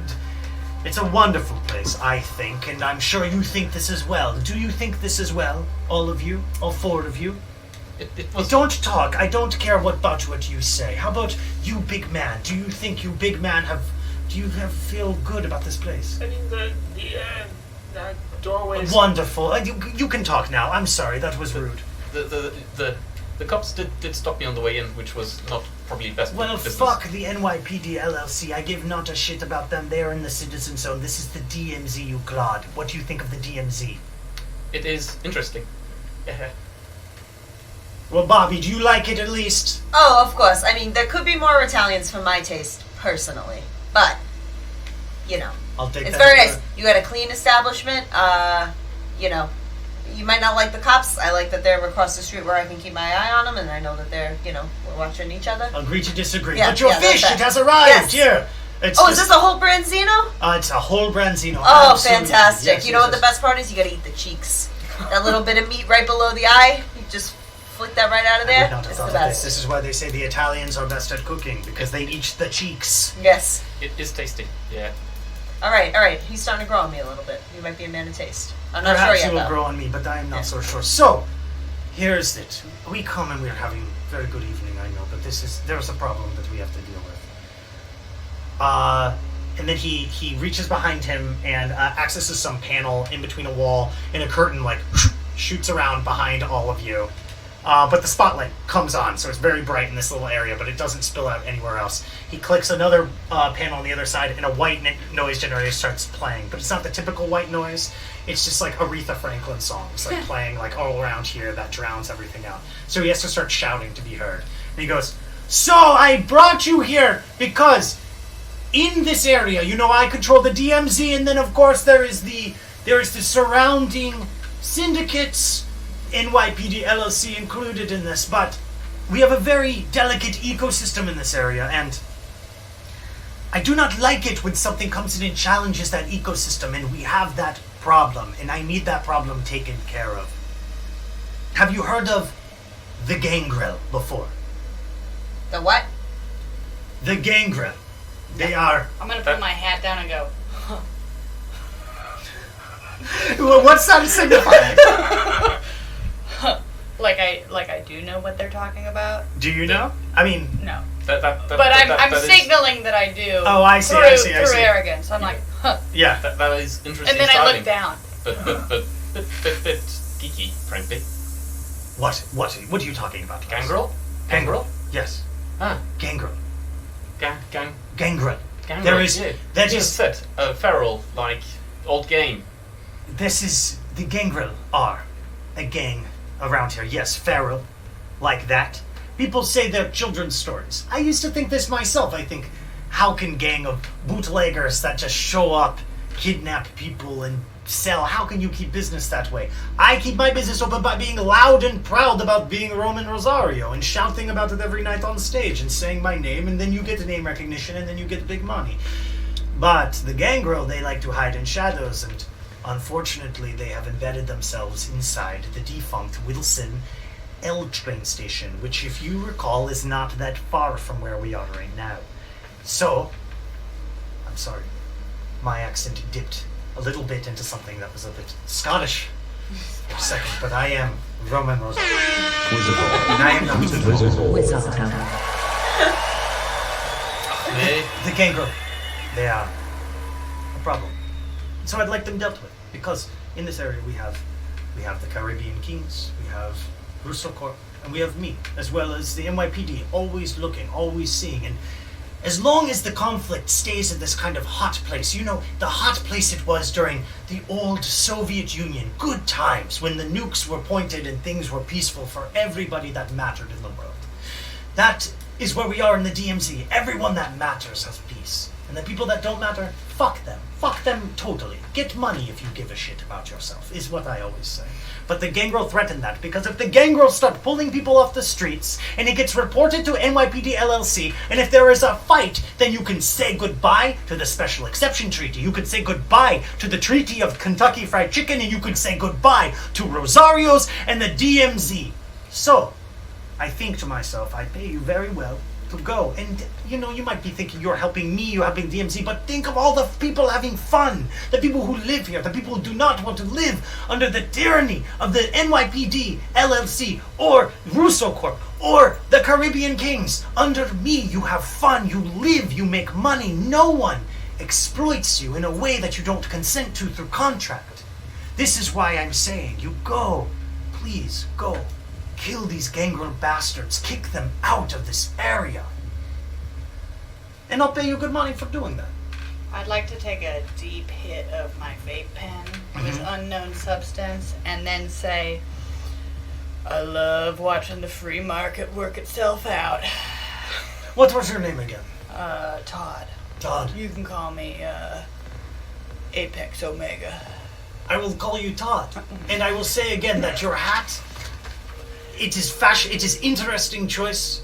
I maybe think it's stupid, but your take, I appreciate it very much. You here have the other fish, and takes the other fish that was unclaimed and puts it in front of you. It's Bronzino. Eat the cheeks, as my friend here over here says. My name I like pumpkin. So, do we have a deal? Will you go to Wilson Avenue and kill these Gangrel bastards for me? I will pay you money for this. Price? I think for something like this, I'll give you perhaps 15,000 each. Seems reasonable. You go, you make sure all of them are dead. You come back here, and I'll pay you that $45,000. That's a lot of money for me. Is that actually reasonable? What do you want me to roll for that? You could roll empathy plus intuition, or you could roll logic plus empathy. I don't think that money matters at all. Logic to plus me. research? Let's no, not research. I would say it's logic plus empathy. You're seeing if this guy's lying, but I'm gonna let you put your logic on it because that implies that you are You're thinking about it. I'd like to claim I could do the Okay. whole job by myself. Okay, so one hit. It seems like it's a pretty good price. And again, like considering the couple of other jobs I've done, it's a Yeah, it seems like a pretty good price to you. Do you say that? Go ahead. What do you say? I'm gonna say out loud, like, if you want to pay 15 grand a pop, I can do the whole thing by myself with my eyes closed.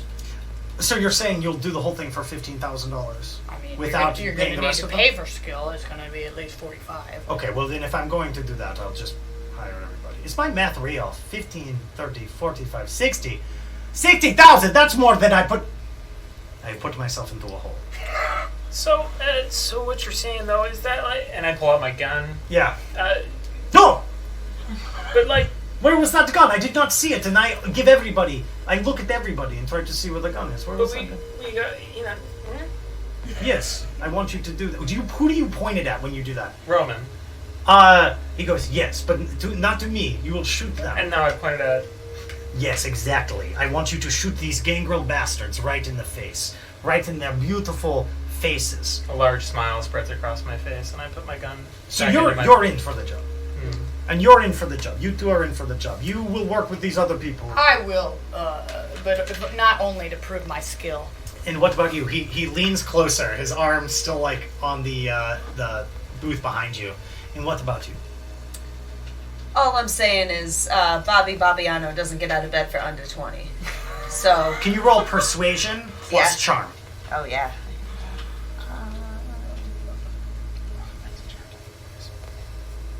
Cool. He goes, for you, 20? 20 is nothing. Absolutely. For them, it is still 15, Fantastic. though. We all agree I'd like on to this. take a knee and take my hat off. for the Can I try to persuade Todd to give me his 15 as well?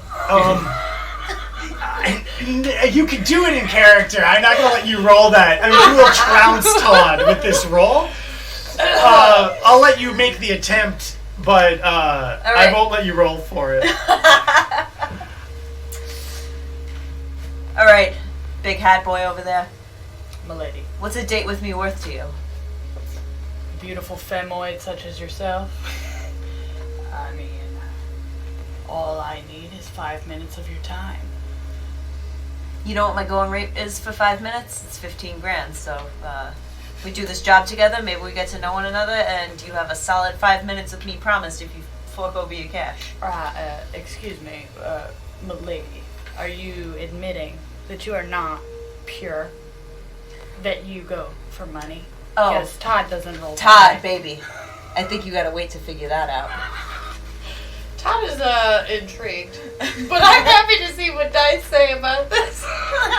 You really want to roll this? I mean, if you really want to. Give me your mood. Give me Okay, give me composure plus persuasion that's the versus worst. versus charm plus persuasion. I mean, you decided you want to be in this situation, so I've been pursuing it, I'd say, all night. so let's Composure plus. persuasion.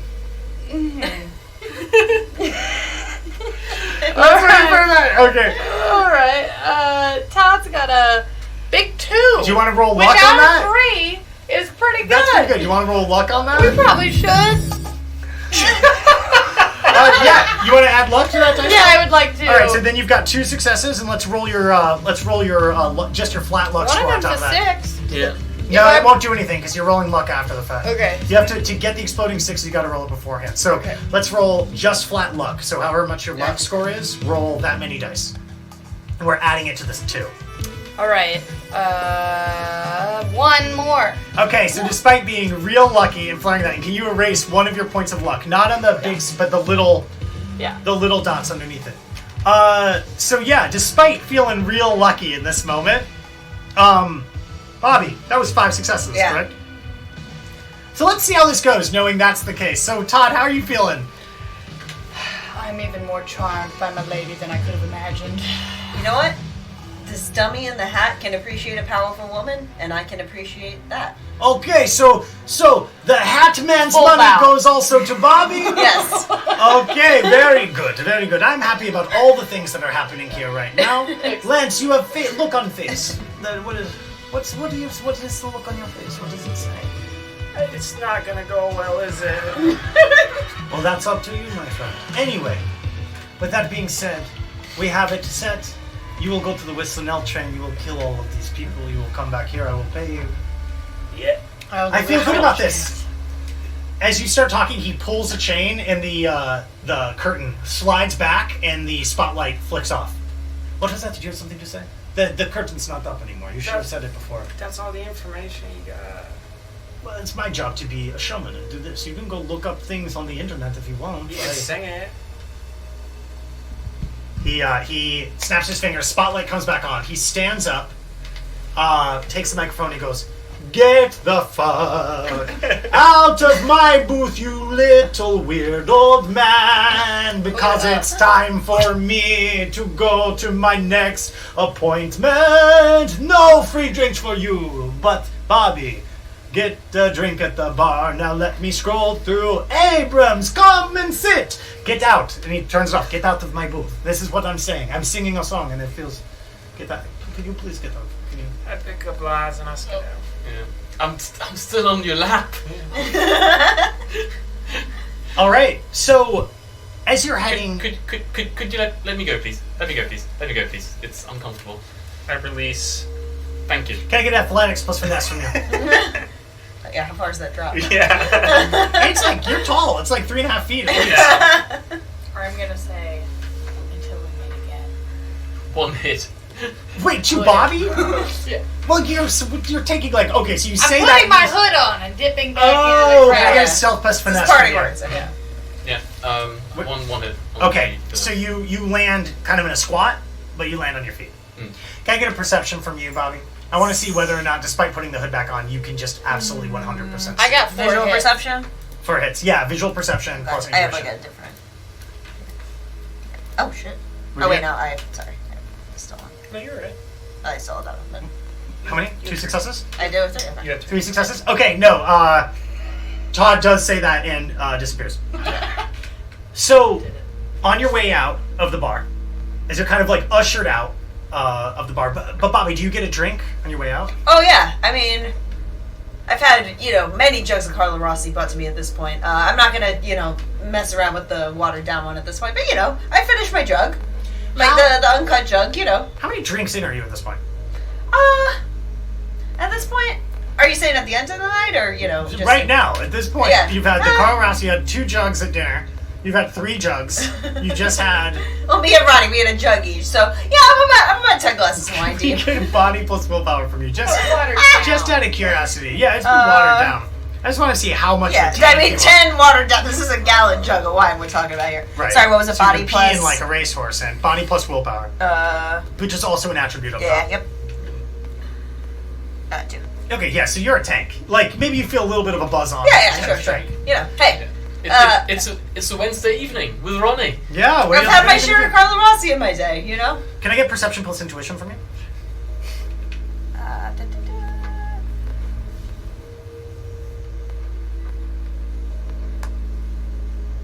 2 successes. So, as you're drinking your drink, you spill a little bit when some clumsy oaf accidentally bumps into you. It says, I'm sorry. Yeah. And kind of like fades away while you're at the bar. So you've got your drink, and you, let's presume we've all stepped out of the bar at this point, maybe gathered together. Lies and Lance standing next to each other. Todd, you're invisible or stealthing, but you're nearby. Can I get a perception from you two as well? I'm Perception plus intuition. assuming that the point when people realize me is if I happen to brush my large frame up against. Sure. If I'm exiting a doorway or something. But otherwise, you're Otherwise, sneaking. I'm in the back. 2? Hits. What am I 4 rolling? hits. You got 4? How many successes did you get again? What am I rolling? No, on your previous stealth test. 4. Okay, so Lance, you can absolutely see Todd, but I don't know if there's any way within your demeanor that Todd would be able to tell that you can see Todd. I don't know. Where are we? Like, where are we standing right now? I think you're right outside the bar. And you're standing where? Probably like I just slipped right past the bouncer and I'm standing like next to him Yeah. against the Yes, wall. So, And you two are standing. yeah.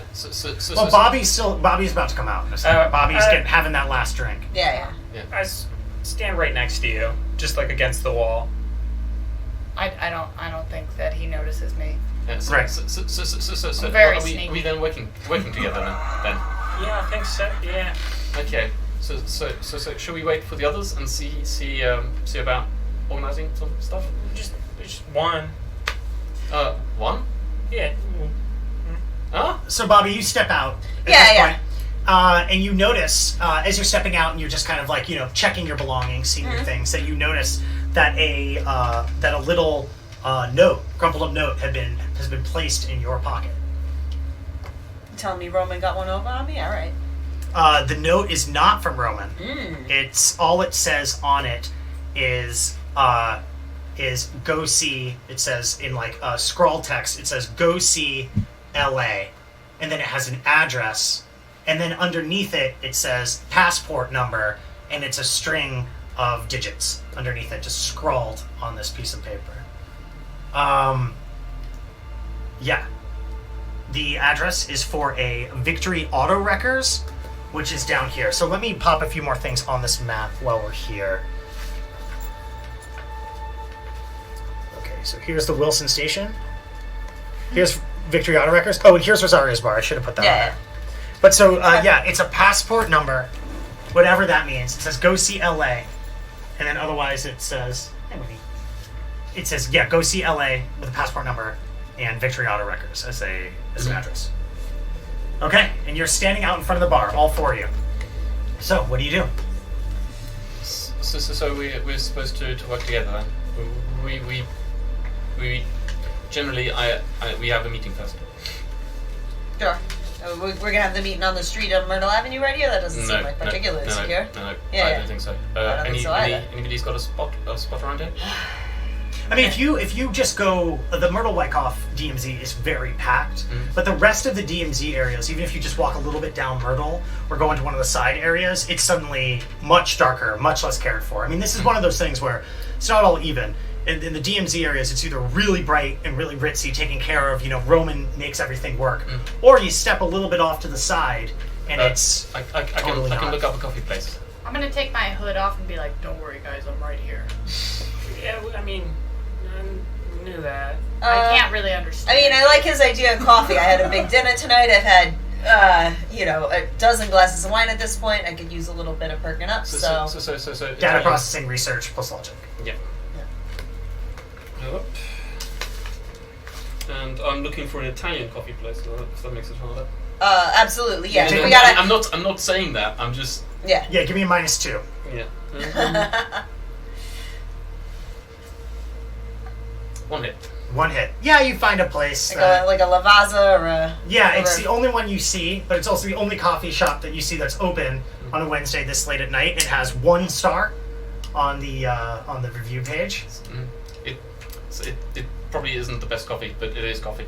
And to be honest, my taste buds, I smoke so many cigarettes. It's just all texture at this point. but it's just right over there. All right. So, Yeah, it's completely empty. It has one table, really small one, crammed up against a corner at this huge counter and this big space in the back where they brew the coffee. The person up front is this huge sweat-stained man. He's chewing on an unlit cigar. He's got a hairnet in.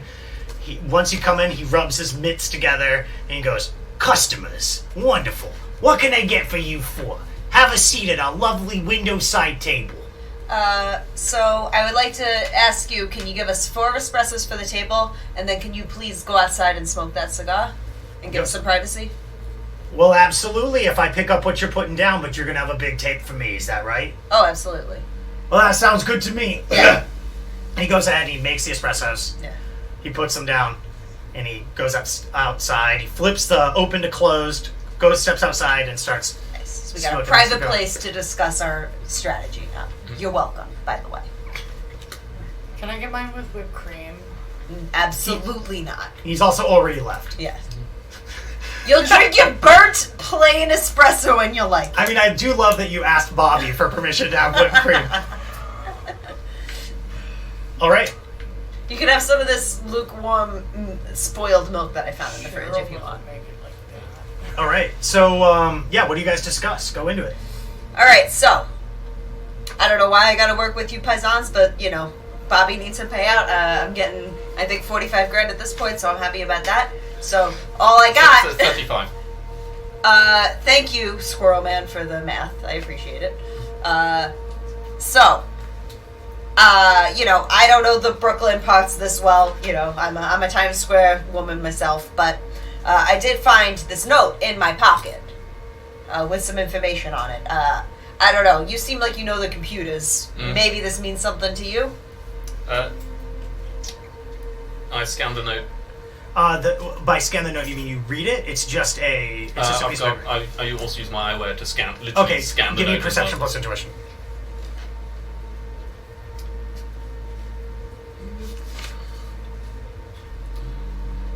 You like your espresso?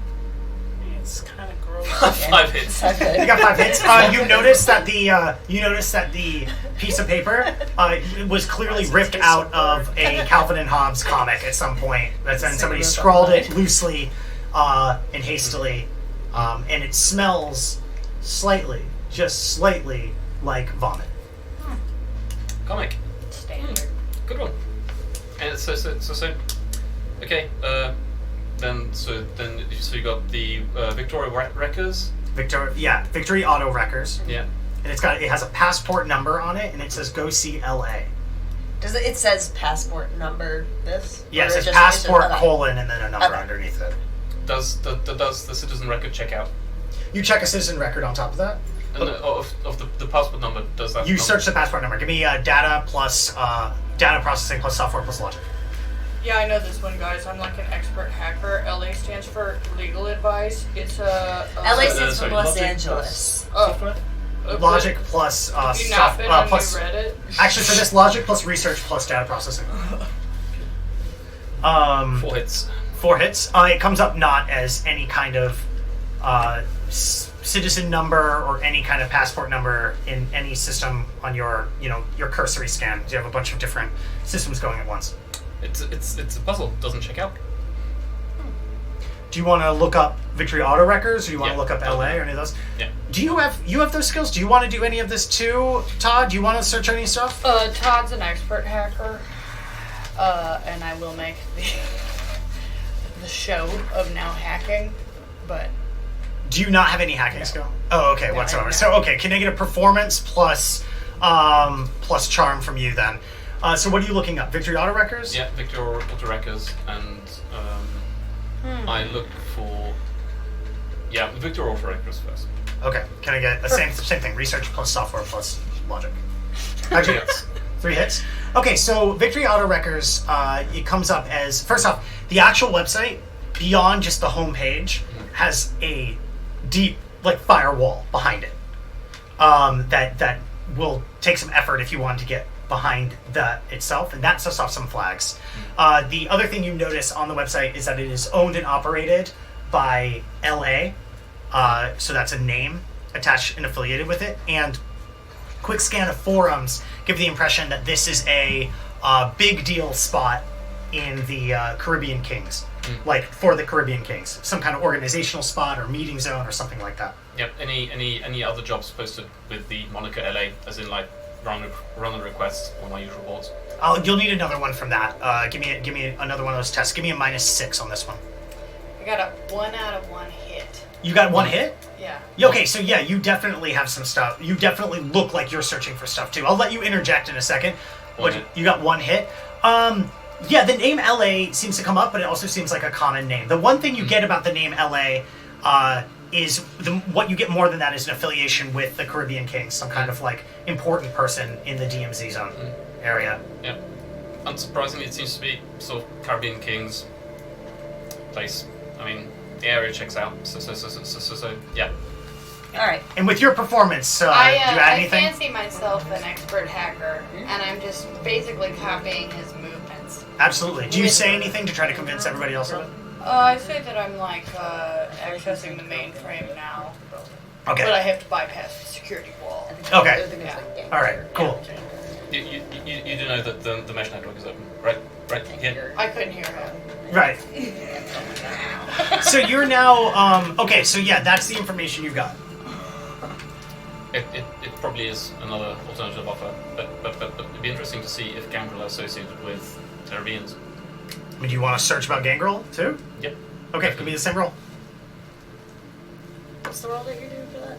Well, Magnus is doing a bunch of like computer checks, Okay. just trying to get some information. 3 hits. No, You got 3 hits. Yeah. What you get mostly are from shadow servers that are talking about stories. Some of them seeming like urban legends, some of them not. Talking about some kind of really scary organization. A lot of it seems really far-fetched. Like they're a shadowy group, unrelated to any of the other larger syndicates that operate with like organ legging and kidnapping. They appear and they disappear. But it really reads like bedtime, stories to scare children with. That's what it reads like. Primarily because it doesn't seem like there's any possible way for there to be any kind of. Primarily because who could be backing something like this? Like they have no affiliation with any of the major syndicates or any major corporations. It just seems extremely far-fetched. Plausible deniability. So one thing I will do later, just to mention you guys. I think it's always seems to be linked to kidnappings and organ trafficking. I will be looking up missing persons reports. Okay. And right. try and map that out, but it will take a bit more time. So you're telling me we're dealing with potential kidney pirates that have set themselves up in some like shithole train station. Yeah. Kidney and liver pirates. Okay. All right. Livers, hearts, anything. They do sell well. But these two gangs, they're friends? We do not know. We still haven't heard LA's offer. Presumably it will be an offer. It's interesting to have a plant that might know about Roman. Anyway. Yeah, I mean, me. I guess I don't know if it's Roman that put this note in my pocket or not, but, it's a handsome man. I may have let him get a little too close. I don't appreciate my defenses being taken advantage of like Presumably, that. I didn't see any of this, right? I'm a perceptive fellow. No, none of you saw Roman slip anything into Bobby's pocket. Alright, so that's there. So do we check LA first or do we check Wilson? I feel like we should go to LA first, right? I mean, what do y'all think? Like, Yep. Wilson's where we're going to do our plan of attack. We should try to investigate all options. Miss, I finished my cigar. He pulls out another one from a pocket. He goes, should I do this one too? Yeah, absolutely. That's double the tip. Yeah, all right? I got you. Okay, all right. You're gonna get $4 tonight. Don't worry. Oh, mamma mia! He says he goes outside again. $4 on these 50-cent espressos. He starts smoking again. Hey, I treat my people well. Yeah, you do. So LA then, and shall I try and keep electronic trail clear if somebody can make sure that somebody else doesn't follow us from Roman, because I'm sure that he would not appreciate us potentially double dealing. Yeah, I think so. That sounds good to all you guys, right? Can I repeat what he says, but louder? Yeah. Can we get performance plus charm? Yeah. It's 1 die. Yeah, you can roll luck on this if you want. Yeah, I got critical glitch. Critical glitch. Okay, so you start you go and you start talking, and then you fall out of your chair. Can I get an athletics plus finesse roll? That one I might do.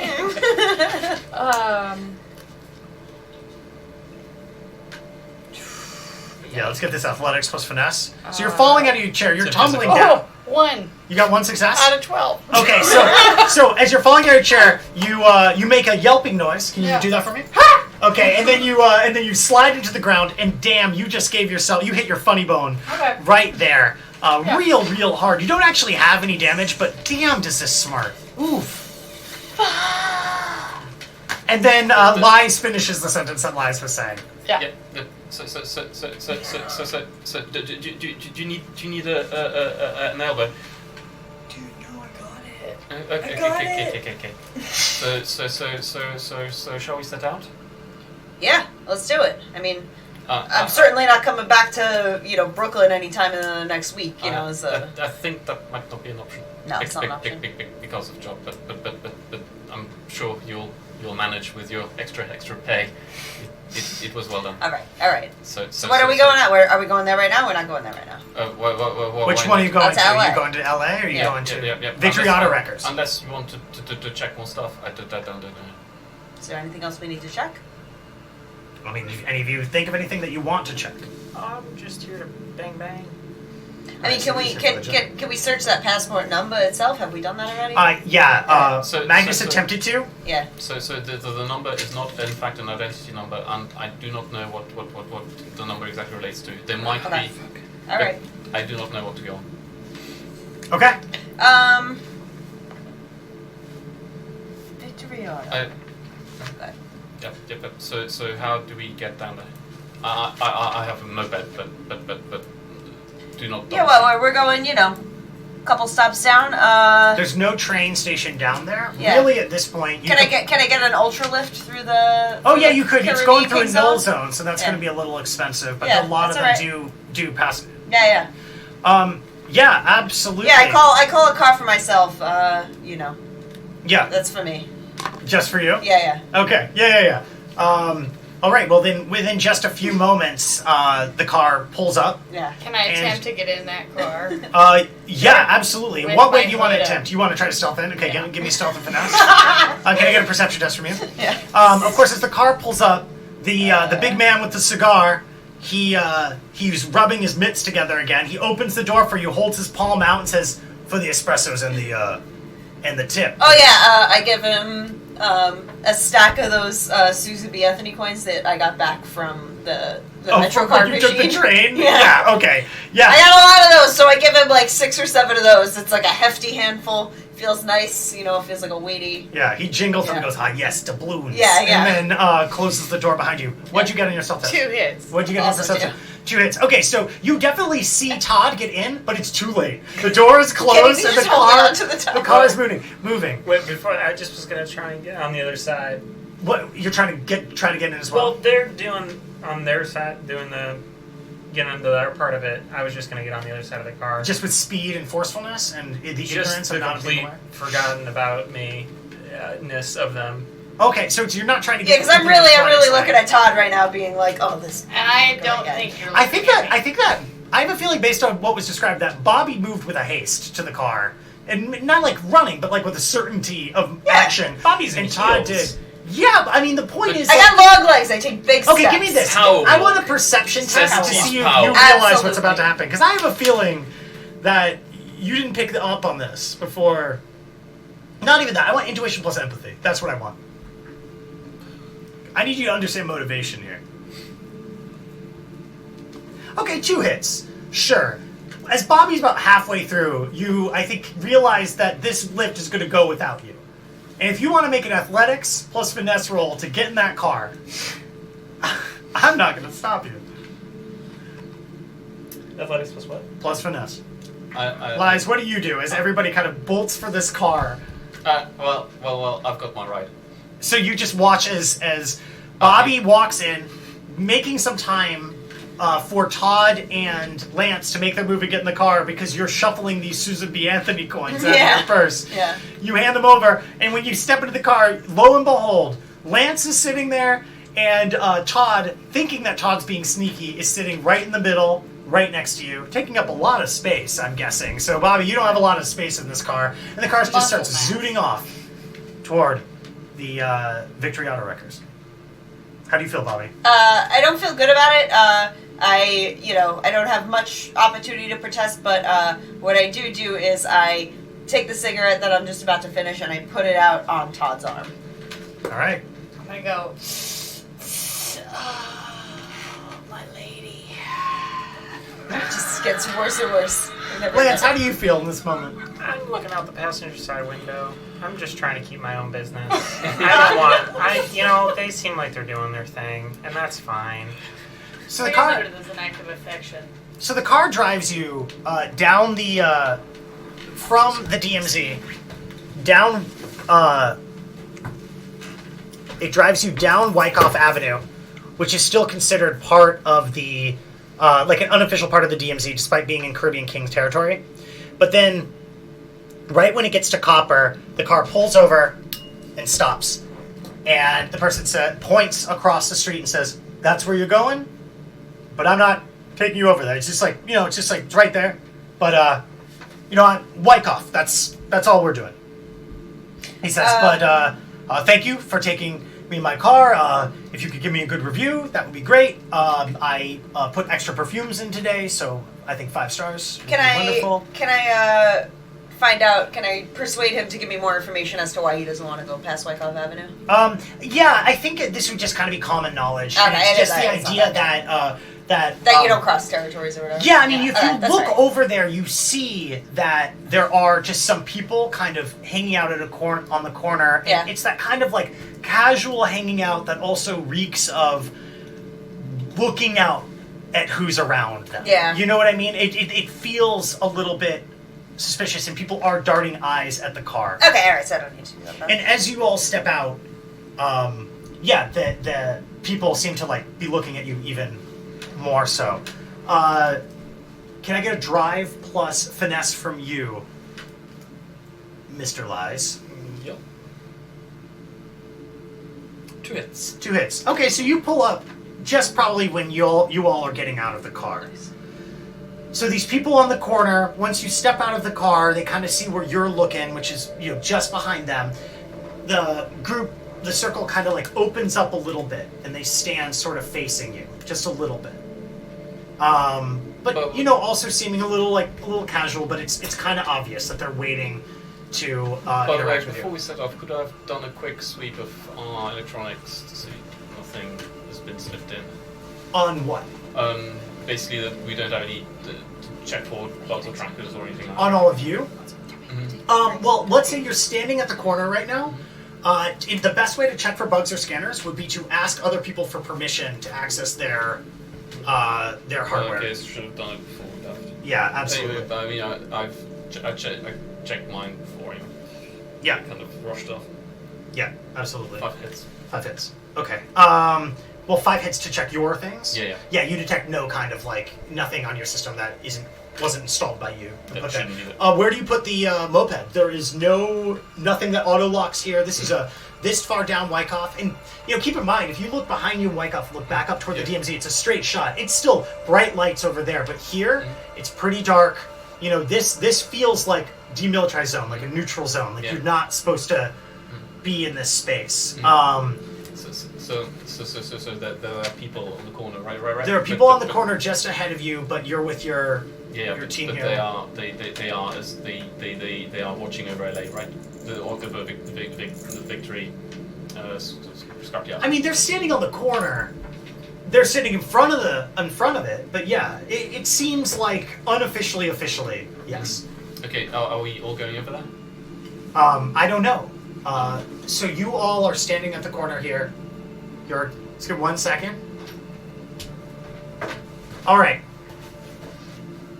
Okay, so you're at the corner there. You've got your moped. Mm-hmm. You're all standing out. The car pulls away. What do you guys do? There's these people standing on the corner. They're kind of looking at you, not looking at you. I think I saunter right up. Sorry. Oh, I was just guys. I was gonna look to you because you seem powerful. Yeah. So I think- you saunter right up. Yeah. And these people kind of they disperse just a little bit, spread out, wide-legged, and they kind of just look at you. Yeah. As you're walking forward. Now, can I get a composure plus intimidation from you, Bobby? Okay. Yeah. We'll say I'm walking right alongside Bobby. Okay, in that case, can I... Oh, you got 2? Yeah. Can you roll 2 more dice on top of that? So to keep the 2, just roll 2 dice. Okay. Yeah, basically I'm following along as well. So. Yeah. Okay. So you got 3 successes total. Yeah. All right, so, you are undeterred by the intimidation they're trying to throw your way. Mm-hmm. You walk right up to them. They don't really say anything. Yeah. Yeah. What do you say? And I say, hey, I'm looking to get a passport. You're looking to get a passport, or you've got a passport, they say. I'm looking to get one. You're looking to get one. Yeah. They say, well, we don't sell passports here. Oh. I think we have a passport. Oh, I guess we got the or yeah, I guess yeah. Sorry. So- yeah. so- I was going to say, hey, I got a passport. Sorry. Yeah. Oh, you got a passport. Yeah, I got a So you passport. were looking for one, now you've got one. Yeah. Well, bring it out. Let me see. And then I sort of write down a copy of the number. And you hand it to him? Yeah. They take the number. He reads it. And then takes out of his pocket a little monocle. Holds that up. Reads it again. And says, "Does check out?" "Yeah, checks out." "Okay. All right." Well, you can go on in. LA's in there, they say, and they disperse and they point at the Victory Auto Records. Where can I leave this? I don't... Will you watch it then? They kind of like just form back into their circle and ignore you. Okay, I bring it inside. You start breaking it inside. One of them kind of stops and steps forward and goes, wait, and then pulls back, and then kind of shakes their head, and they let you do it. Mm. So presumably we're now in the wrecker's yard. you're in the wrecker's yard. You are in where you find yourself right through the doorway is in the main entry room. Just a small room with a cash register on one corner, a threadbare couch, some posters on the wall that are very, very old. This place doesn't look like it does any business whatsoever. There's a door right in front of you that's open, that opens into this expansive yard out back where you see some strings of, Christmas lights hanging overhead, and you see all sorts of weird metallic structures, like sculptures, forming all around there. But you're in this small little room right ahead of you. Anybody in? In this tiny room, no. It just looks like a threadbare. I take my moped through. You start taking your moped through. So first one to go through. On the other side of the room, it's this wide open yard, and you see these Christmas lights hung above. You hear some music coming from way back in. This place is massive. This massive. I park up my moped and then lock everything up. You lock everything up. Okay. Staying close to Bobby, but I do roll a perception to just get a lay of the land. So the sort of area you get, it's a big square open space that juts around. So the door entrance brought you into this sort of rectangular space, but around the corner is some stuff you can't see. Here there are just all sorts of scrap metal, what look like sculptures, like artistic sculptures, sort of like piled on top of each other, not with What are any they kind of of? direction. They're abstract. It's just, I don't know if you've got an eye for art, but it can't possibly be for any practical purpose. Okay, but they sort of look like two monkeys fighting over a coconut. Yeah, to you, they definitely look Yeah. like two monkeys fighting over a coconut. One of them looks like a monkey who dropped his coconut. Another one looks like a monkey forlorn about the coconut that they've lost. I in the stare past. longingly at the monkey who dropped his coconut. Yeah, can you give me empathy plus intuition? I want to see if you find what kind of emotions you find in this. Now, while he's staring at this like just beam of iron that's been cut to look to you like what looks deeply like a phallus. Oh, sure. What do you do, Bobby? I think I go up and sort of, run my hand over it and I say, well, that's nice. That's nice. Yeah, Lance, what do you feel about that? I feel good that she's, giving pets and demanding rubs to the monkey who dropped his coconut. Yeah, Todd, what are you doing over here watching all this? I'm doing one of these. Like, I'm watching with intensity. I find the whole thing erratic. And you hear from the back corner, you like it? And then with carrying the leashes of two big augmented pit bulls, their jaws and their front legs made of steel, this woman starts stepping out. She's wearing a big white blazer with prints of just palm trees and things on it, a few coconuts on there as well, and wearing a pair of blue slacks. She walks forward and takes a seat in a patio chair, like it's a throne, tying the pit bulls to the leg in front of her. The pit bulls lay down, looking more scared than intimidating or anything like that. She crosses her legs, the pennies in her loafers jingling, and she pulls out a cigarette, lights it, looks up at you four, and says, "Okay, so what are you four here for?" I go right up and I say, you must be LA. I'm Bobby. It's very nice to meet you. Who told you to call me LA? I'm from New York. Yeah? What do you mean LA? Yeah, I was born in LA. That's where my parents come from. But they emigrated from Minnesota back in 2016. We got 50 years in this city. I'm so very sorry for the disrespect. Please, what should I call you? You should call me LA too. I just Okay, don't like great. the presumption that you That's don't fair. know me at all. That's fair. That's I just what I feel don't like like. I feel like I'm looking a fellow broad in the eyes, and I felt as though I could make that presumption, and I'm sorry for any disrespect that I may have caused you. Give me charm plus persuasion. Sure. Sure. Sure. 3. 3 hits? Yeah. She nods, Or I she guess smiles, that's- and she says, well, very good. So what brings you here?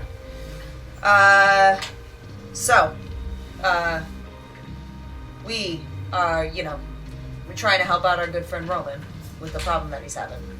And we feel as though you may be able to help us out with that. She smiles. He says, you heard about the gangrel problem? Yeah. She leans back, starts rubbing her hands together, says, boys, I told you it was about the gangrel problem. And then, these shutters open up, and a few other men, step out into the space, some of them laughing, some of them sort of jeering as they step into this space. 5 or 6 of them coming out from a room before that had streamers in it, said happy birthday. There was a couple of tables, some cake, some lights in there, but they come out jeering, laughing, and we're gonna cut there. It's 11 p.m. You are in this open yard, Victory Auto Wreckers, surrounded by these art pieces that look like wrought iron to some, phalluses to others, coconutted monkeys to even more. Noted phalluses to the truly depraved among us. Absolutely, to the truly, truly depraved. And you've got LA here. They're augmented pit bulls backed by a bunch of cronies who are, I don't know, maybe not looking like they're up to so much good. You come in here talking about the gangrel and all. So we'll continue this next week. Hopefully we'll see the conclusion of the story, but we'll have to find out. So let me go around again. People want to say what's up. We start with you again, my friend. I'm Tyler. I'm playing Lancelot, and I promise I will have a consistent voice next time. I'm Bobbi. I'm Lily. I'm playing Bobbi Bobbiano. And I will be in character all week. I'm Rosie. I'm playing Todd Roberts, and you will be shocked by how stealthy I am. Yeah, I'm Magnus. I play Leon Montana. Obviously nowhere near as suave as his moniker, but hey.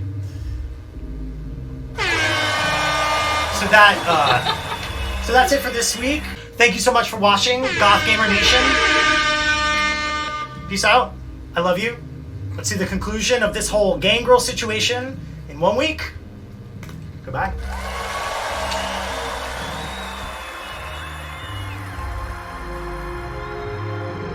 Wizardhole.